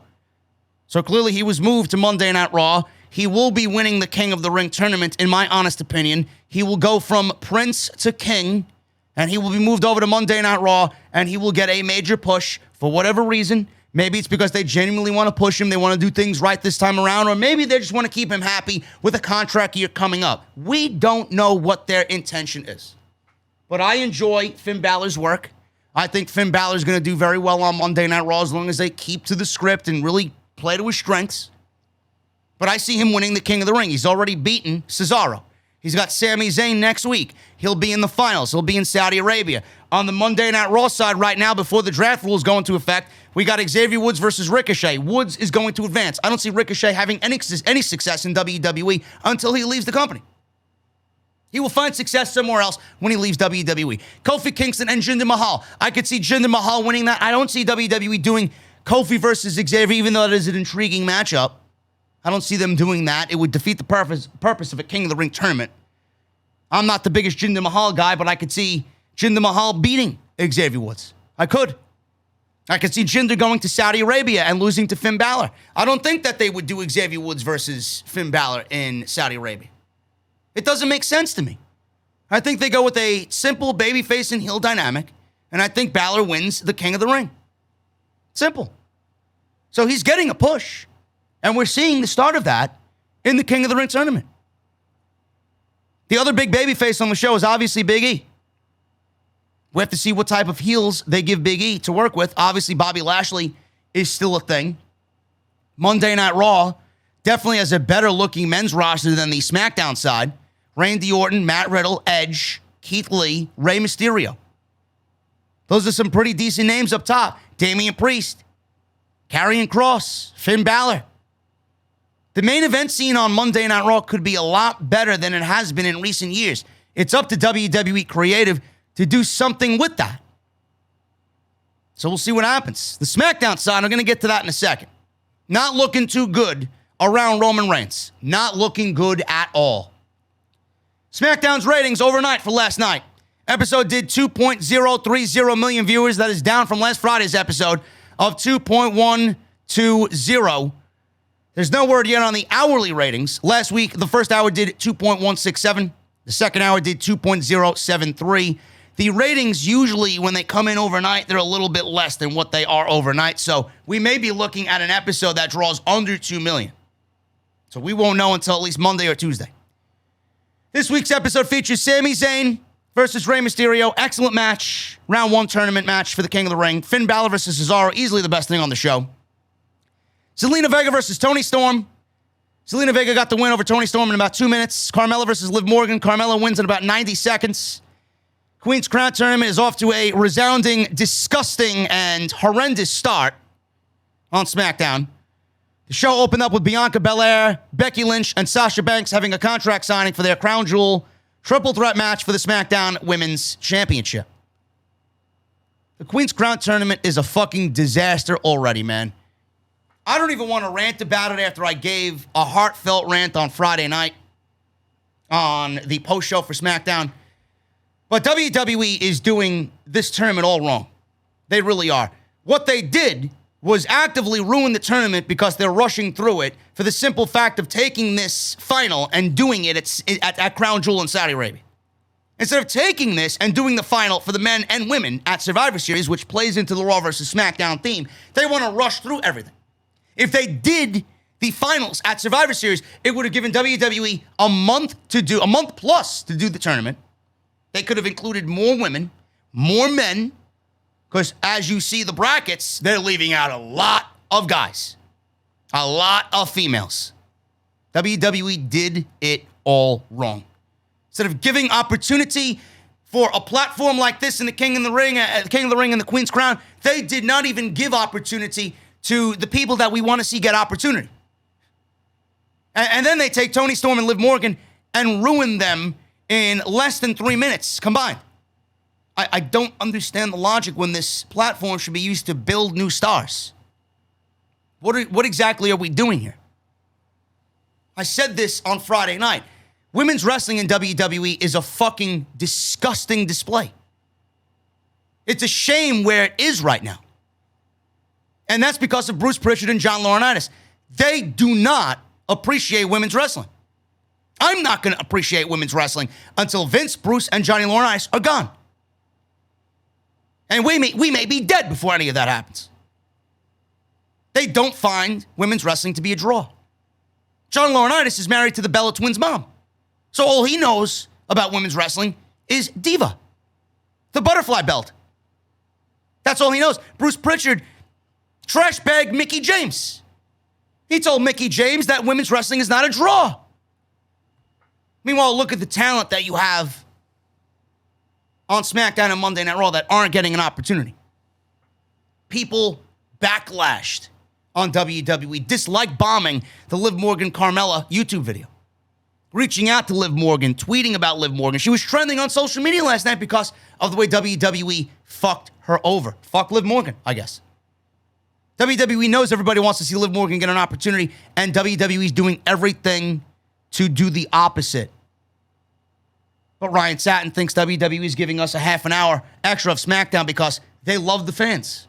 No, they don't. They don't. It's a disgusting fucking display. I can't stand it. They went about everything totally the wrong way. Everything about it. They went about it the wrong way. And now I don't care. With the semifinal of Vega and Carmella, one of those women is going to be in the final. WWE is going to have Carmella in the fucking final. Against who? Who? Doudrop? It's Doudrop versus Natalya. And Shayna Baszler versus Dana Brooke. We may be looking at a Dana Brooke-Carmella final. Or Shayna Baszler versus Carmella final. I hope so. There's nobody in this tournament I want to see win now more than Shayna Baszler. But having Toni Storm eliminated in 2 minutes? I mentioned this on SmackDown. She's being punished for something that is well beyond her control. She was NXT. She was black and gold NXT. She was a part of the NXT that went to war against AEW. She was a part of the failing team. So she's being punished now because she was on Triple H's team that failed, and they know it. She did something that is well beyond her control in the situation that she was in. She got promoted because of her look and her in-ring ability. She's a marketable talent. She's great in the ring. You could build an entire division around her, but she's being punished for one or more reasons. She was a part of NXT. She failed against AEW. She's not thin enough. She's not blonde enough. She's overweight. She doesn't have a bigger chest as Carmella does. She needs to go get work, plastic surgery, this and that. I don't know. You know how WWE likes to Barbie doll their fucking females up. She doesn't fit that mold. She doesn't. Look at who's on top and who's not. Just watch the show. Women's wrestling is a fucking disgrace in WWE. It really is. It honestly is disgusting. WWE has bigger plans for Roman Reigns and Brock Lesnar after Crown Jewel. I mentioned this on Friday night, and this is the biggest story of the week. WWE, they need to start thinking long-term. What I'm about to read to you is the current roster for SmackDown.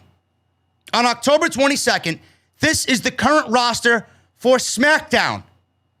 Roman Reigns is the Universal Champion. Everybody else on the roster is listed as such. Drew McIntyre,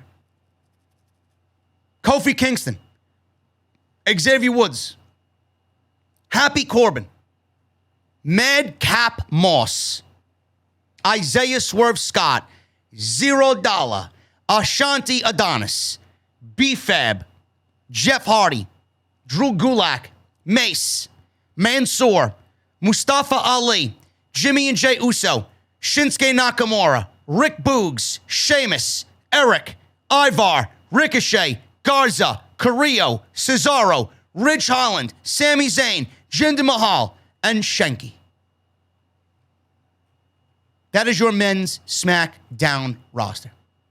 The women are no better. Charlotte Flair, Naomi, Aaliyah, Toni Storm, Sasha Banks, Shayna Baszler, Xia Li, Natalya, and Shotzi. On paper, it sounds like it's a decent division. Is WWE going to book it as such? We got 1, 2, 3, 4, 5, 6, 7, 8, 9. That's not a division. That's not a women's division. WWE is about to give us rematches after rematches after rematches. The Raw women's roster looks like this. Bianca Belair, Rhea Ripley, Nikki Ash, Doudrop, Nia Jax, Zelina Vega, Becky Lynch, Alexa Bliss, Carmella, Dana Brooke, Liv Morgan, Mia Yim, Tamina, and Tegan Nox. SmackDown got shafted.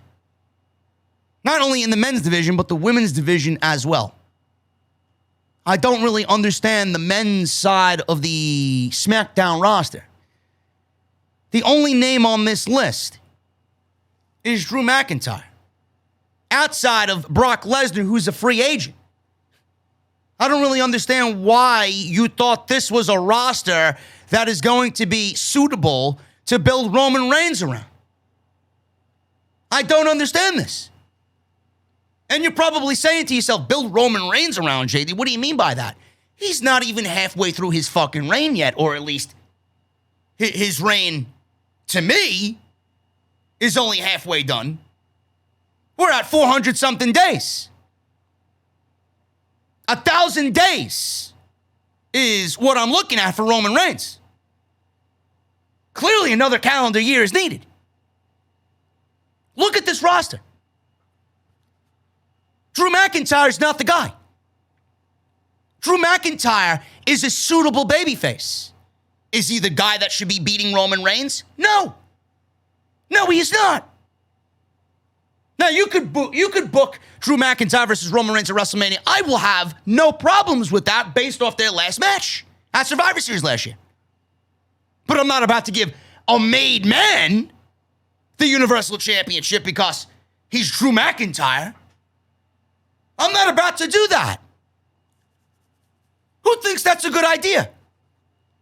You're in a situation right now with Roman Reigns where he's got only Drew McIntyre and Brock Lesnar as legitimate opponents. That is not good enough. I had people telling me, JD, there's Kofi Kingston.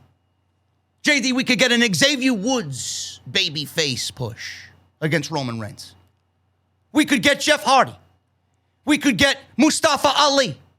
We could get Ricochet. We could get Nakamura. We could get Sheamus. We could get Cesaro. Everybody that you listed is a mid-card act at best.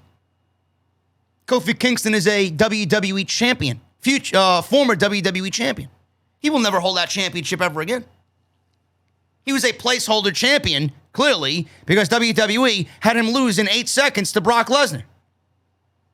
There's nobody on this roster that is legitimate enough to beat Roman Reigns. This roster doesn't have anybody that I could look at and say, when Roman Reigns is not here, who is going to be the guy to take the ball and carry SmackDown? Who is going to be the guy when Roman Reigns, not even if he's out with injury, if Roman Reigns goes the way of Hollywood, and he goes and follows The Rock and John Cena and does Hollywood movies and is shown in WWE in a very scarce role, who is going to be the guy to take that ball from Roman Reigns and carry the WWE flag? Is it going to be Drew McIntyre? Or is it somebody, or should it be somebody that WWE needs to start building their entire company around for the next 10 years? Why is this company about giving more and more opportunity to people that already have gotten multiple opportunities? Taking Roman Reigns and what he's done and giving it to somebody like a Drew McIntyre or a Brock Lesnar or a future WWE Hall of Famer that's already been an established name for years is not the answer. It's not. You could do your Ricochets, you could do your Cesaros, you could do your Nakamuras, you could do your Jeff Hardys, you could do your Kofis and Xavier Woods. That is all fucking appetizer for Roman Reigns. Nothing there is speaking to me as substantial. Nothing there to me is speaking as if that's the guy that WWE is going to put their trust and faith in to carry this company when Roman Reigns is not needed as Universal Champion anymore, or when Roman Reigns is out and cannot show up on the show as often as he does now. How many times do I have to tell you that this is a major fucking problem for WWE?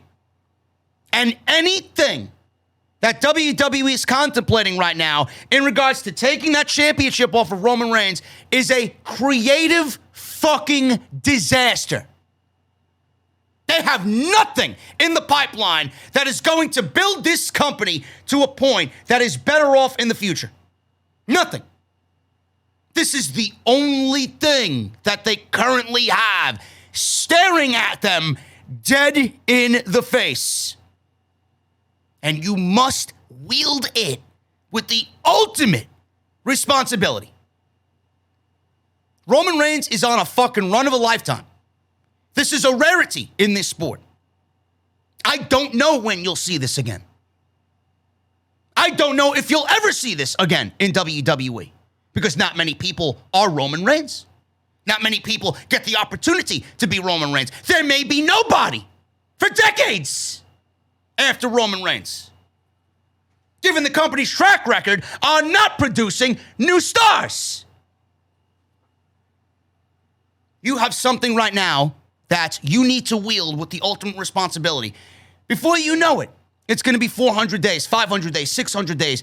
It's only going to get bigger and higher. The days are only accumulating more and more and more.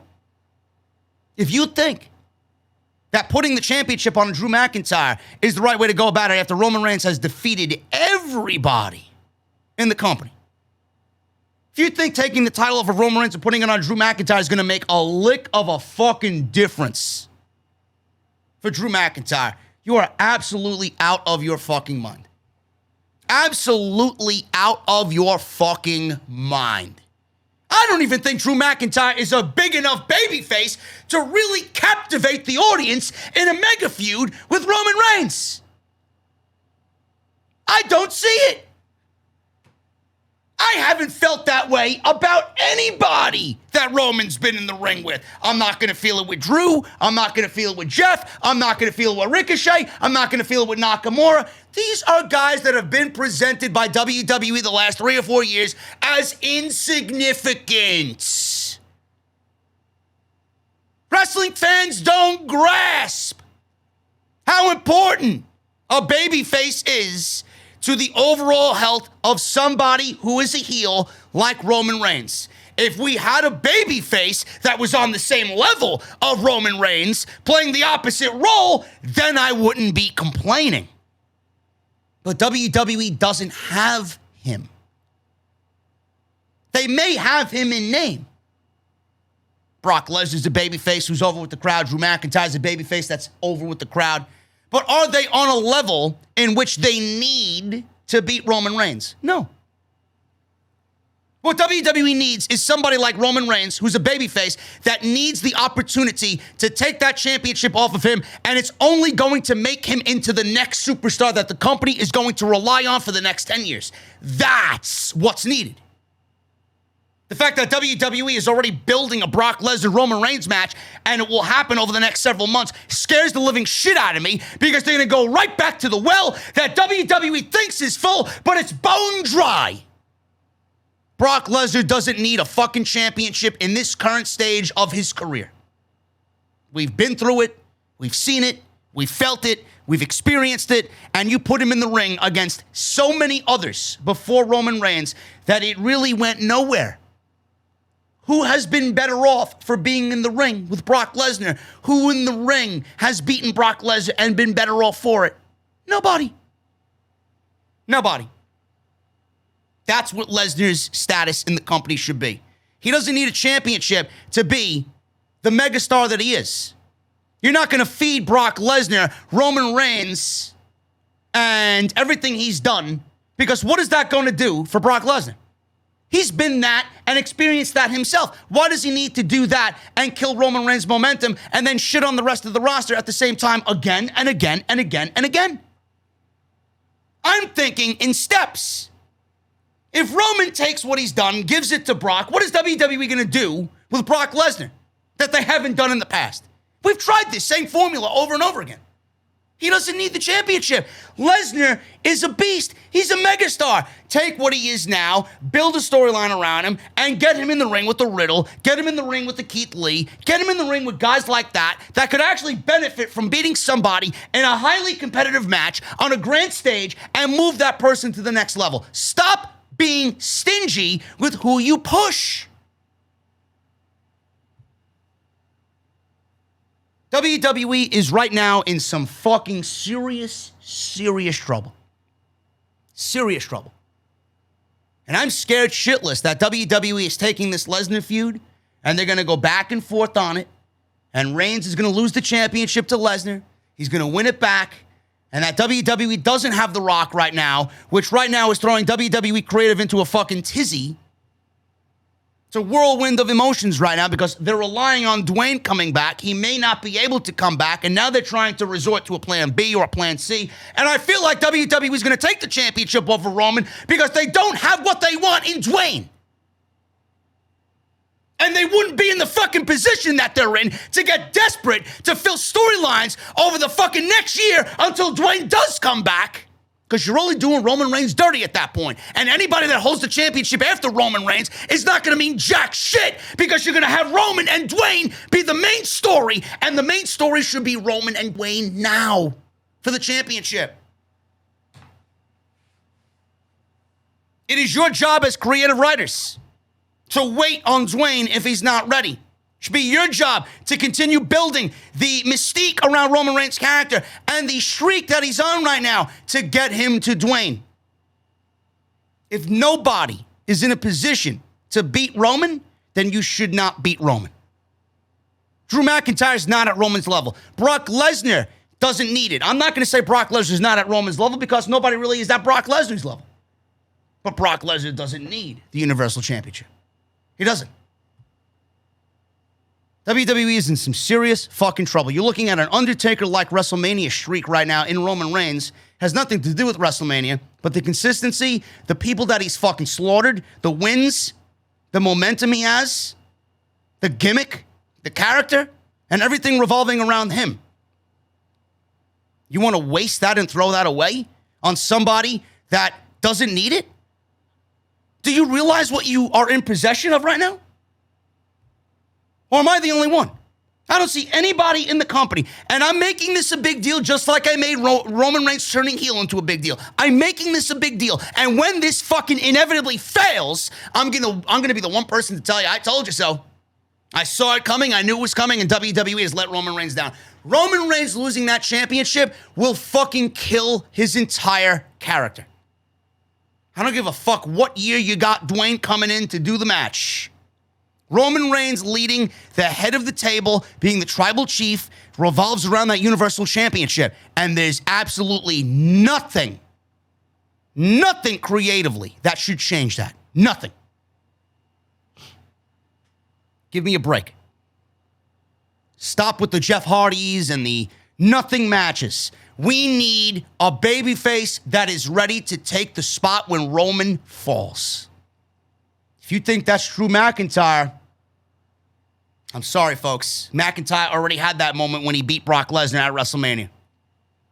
Drew McIntyre led a brand, led the company on the other show, and still was second best to Roman Reigns while they were champions. You mean to tell me that beating Roman Reigns now is going to make Drew McIntyre even better than he was then after beating Lesnar? Give me a fucking break. He was number 2 next to Roman. Having him beat Roman, he's still going to be number 2. WWE's in a world of fucking trouble, man, until they address this problem.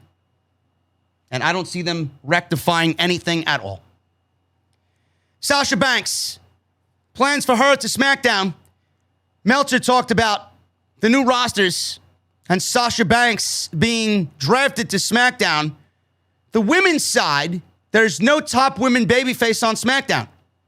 I'm figuring that Sasha Banks becomes a babyface because the other top 2 women are Charlotte Flair, who's absolutely a heel and should not be a babyface, and Shayna Baszler, who appears, based on how she's being booked, as not a babyface. I don't know what they're doing with the SmackDown roster. I don't know what they're doing with the women's roster.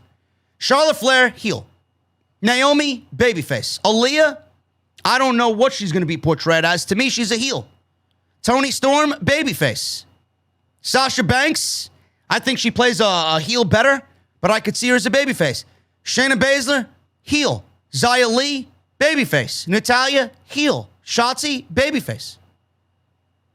If WWE wants to make Sasha Banks a heel and keep her a heel, we could have Charlotte and Sasha Banks be the top 2 heels on the brand. That would absolutely keep them away from each other, which would be a great thing. I don't want to see Charlotte Flair and Sasha Banks together in the ring competing for the SmackDown Women's Championship.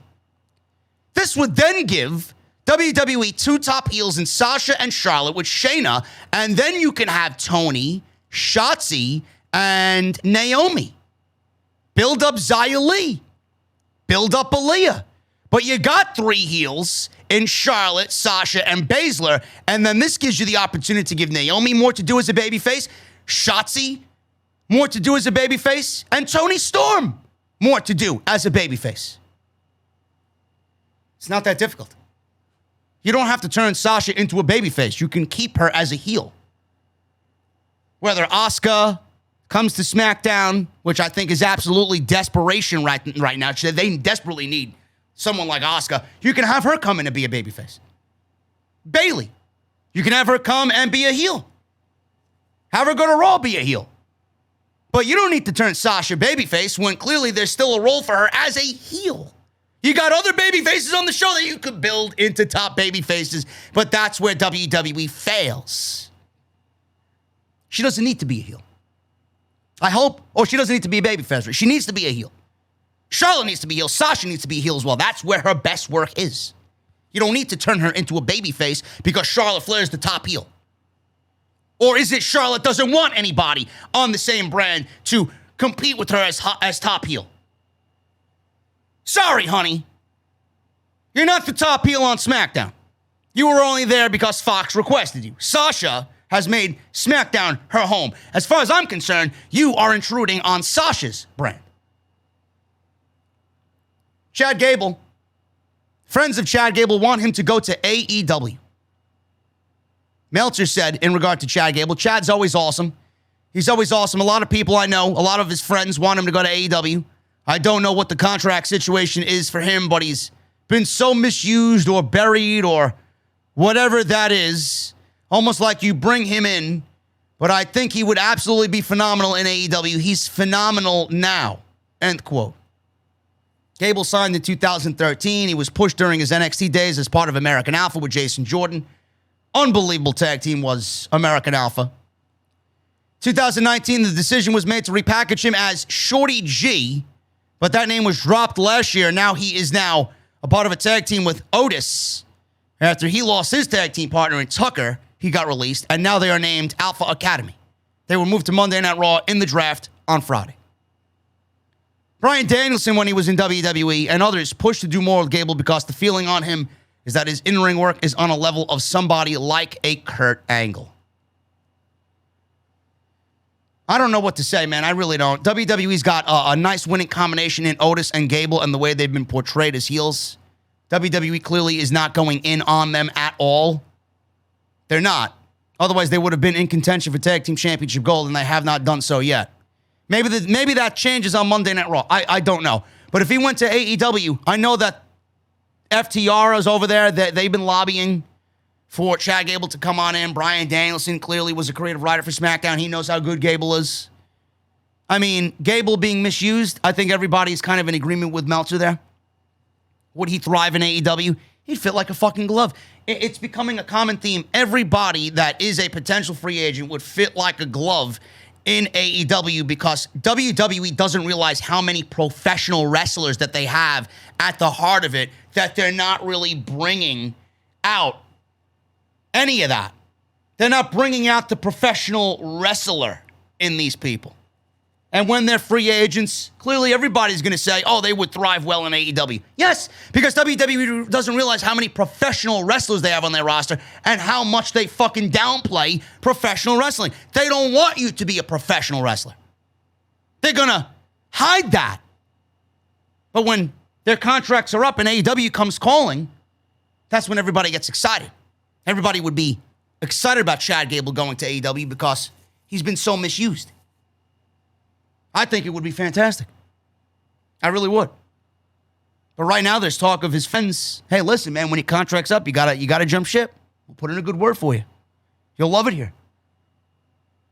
There's going to be more of this happening. Kevin Owens is a free agent. Johnny Gargano's a free agent. Chad Gable, we don't know when he's a free agent. Ricochet, Sami Zayn. The ball will begin rolling very, very soon, folks. Professional wrestlers in WWE will be jumping ship one by one. NXT ratings down. 632,000 live viewers, down from 655,000 live viewers. The show did a 0.13 in the 18 to 49 demographic. The show did a 0.14 1 week ago. Number 34 in the top 150 shows on cable for the night. That is down from the number 32 ranking. Their highest demographic was 50 plus, 0.39. We're now 4 weeks into the relaunch of NXT that is run by Bruce Pritchard and Vince McMahon. Yet the median age is 60 years old. Brian Alvarez even did a post show or a live stream saying that the median age for NXT was 60 plus. Why is 60 plus watching NXT and the 18 to 49 are not? Even after this new, colorful, youthful relaunch. Why? It's just very bizarre. I can't figure it out. But USA Network is not happy about it. They're upset. They're disappointed over the declining NXT viewership. Andrew Zarian cited a source that he spoke with this week, saying that there is disappointment over the NXT 2.0 ratings. Zarian says he was told the following about NXT 2.0. This is all to bring in a younger viewer who is connected with pop culture and trends. Needless to say, the demo numbers are disappointing, but we are hopeful this is just a bump in the road. This week's NXT drew 632,000 viewers, down from 655, and the key demo was also down. NXT was up against a big wildcard playoff game with the Yankees and Boston, which I'm sure hurt NXT's ratings, but not really. This is where their actual rating comes in. They didn't lose any viewers. They didn't gain any viewers. This is the amount that they usually draw.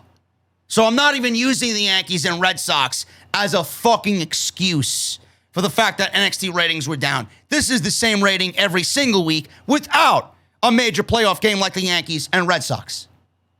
The whole idea behind the rebranding was to bring in younger viewers. Profanity being allowed on the show, trying to bring in younger viewers. The edginess behind the current NXT 2.0 is supposed to bring in a younger demographic.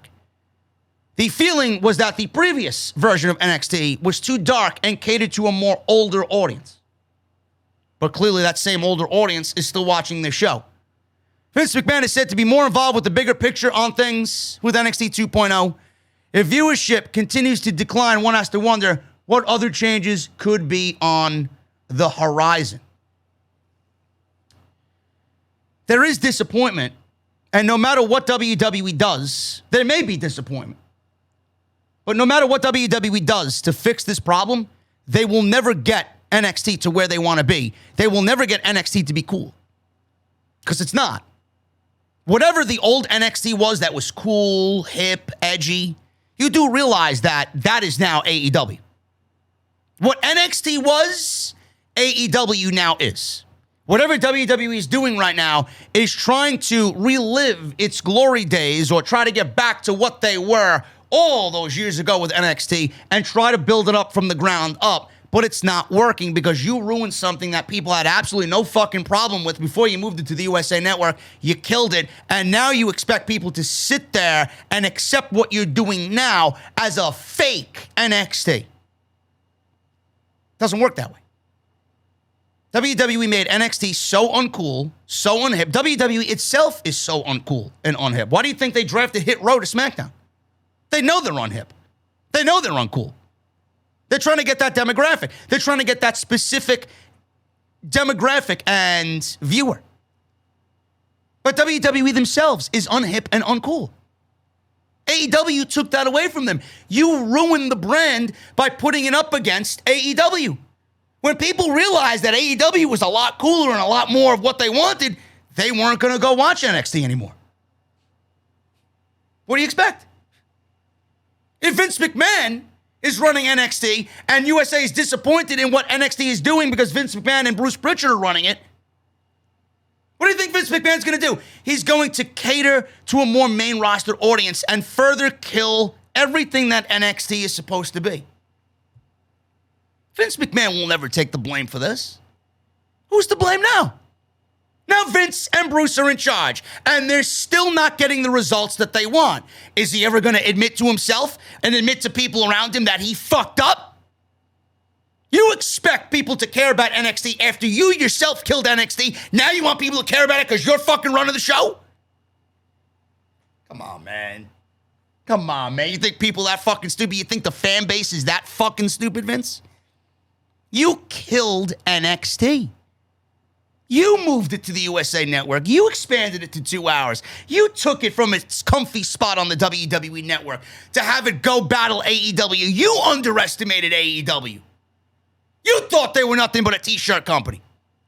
And you convinced everybody else that it was nothing more than a t-shirt company. And now you're looking at legit competition. Now you got to sit in that fucking pool and sulk. What are you going to do now? What are you going to do now? Admit that you're a failure. Admit that you're wrong. Nobody's going to watch your shit program because the other thing that people are watching now that's on Wednesday night at 8 p.m. is a lot of what you killed. It's a lot of what people wanted from your show, but you actively destroyed it and moved as far away from that vision as you possibly could. Now you're stuck with what you're stuck with. I'm sorry. NXT will never be cool and hip again. How can it be cool and hip when the fucking people running the show are 60 and 70 years old? Doesn't matter who the fuck's on the show. You can give me a Von Wagner and a Braun Breaker and fucking Tony D'Angelo, and you can give me Tits and Gigi Dolan and fucking Mandy Rose and all this other shit that you're fucking clearly desperate for. WWE's got fucking toxic attraction out there fucking flaunting their tits. That's what Vince McMahon thinks is not only women's wrestling, but what people are going to watch when they watch NXT or what they want to watch when they watch NXT. I'm sorry. You expect people to watch this fucking show? When you killed everything that was great about this show and now it resides in the other show on Wednesday night? Good luck with that. Good luck with that. Bronson Reed. He was quoted saying this week that he was supposed to win the North American Championship and hold it till the end of the year. Yes, but this guy was actively fired because Triple H agreed to let him go.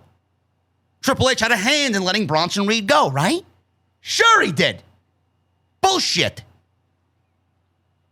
He was interviewed and Bronson Reed revealed that he was one of the superstars who knew his long-term plan in NXT. He was supposed to hold the North American title for much longer, even throughout the end of 2021. Sadly, those plans did not turn out, and they were changed prior to his release. Yes, but Nick Conman told us that Bronson Reed and everybody else that was cut from NXT, it was a collective decision with management and NXT management, including Triple H. Sure.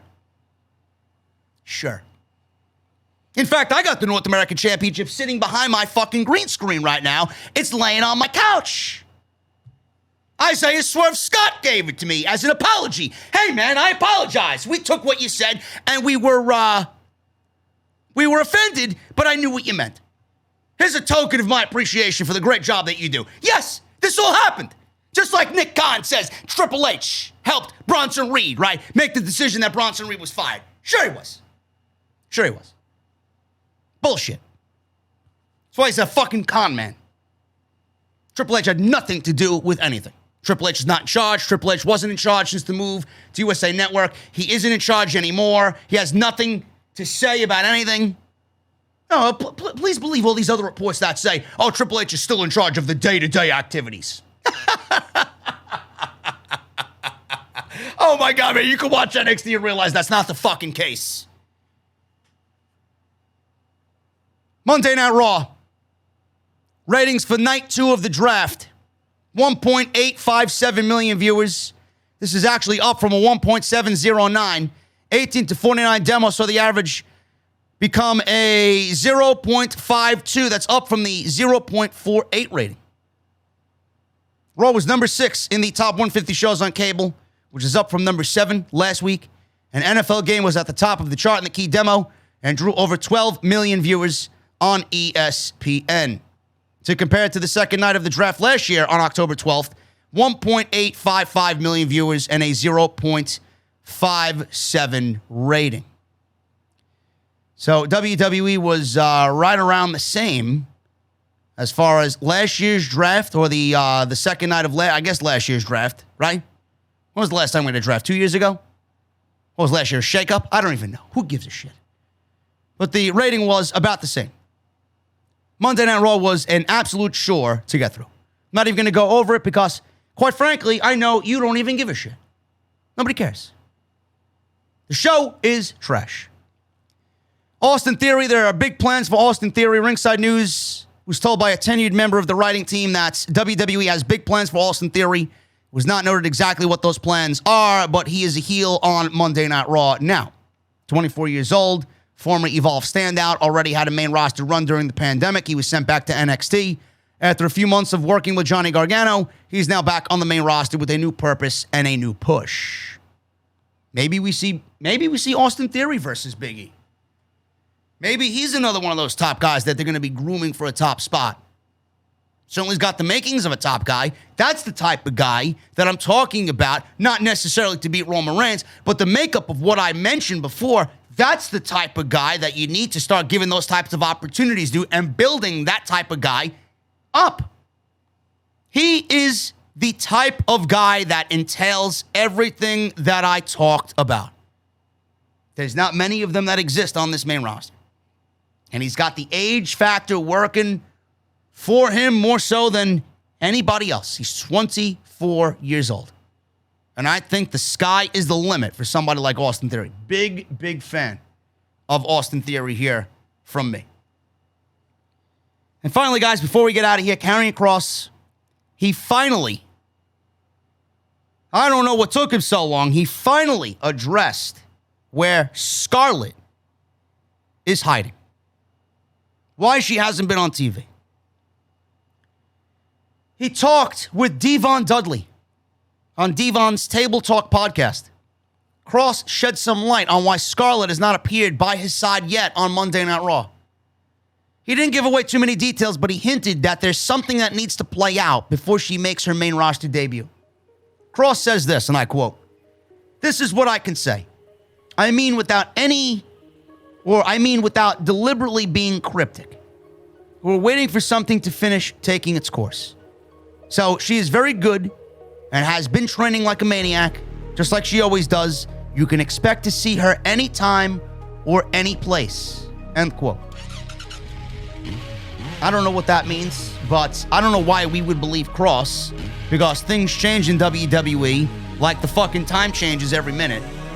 I mean, he's saying that Scarlett is going to be coming in when something specific happens, or when something happens, finish taking its course. What the fuck does that mean? He doesn't want to be deliberately cryptic, but he's ending up being cryptic anyway. Where is she? Everybody's problem is, why are you taking something from NXT and deliberately changing it on the main roster, making it worse? Kross wouldn't be in the fucking predicament he's in now if Scarlett was there from the very beginning. All they needed to do was explain who she is and what she is to the act. Why do we need something to play out when whatever played out on NXT is what you should be taking from NXT and putting on the main roster? Oh, but that was Triple H's project. That was Triple H's Karrion Kross. This is Vince McMahon's Karrion Kross. Fuck everything that Triple H did. I'm going to do it better. Fuck him.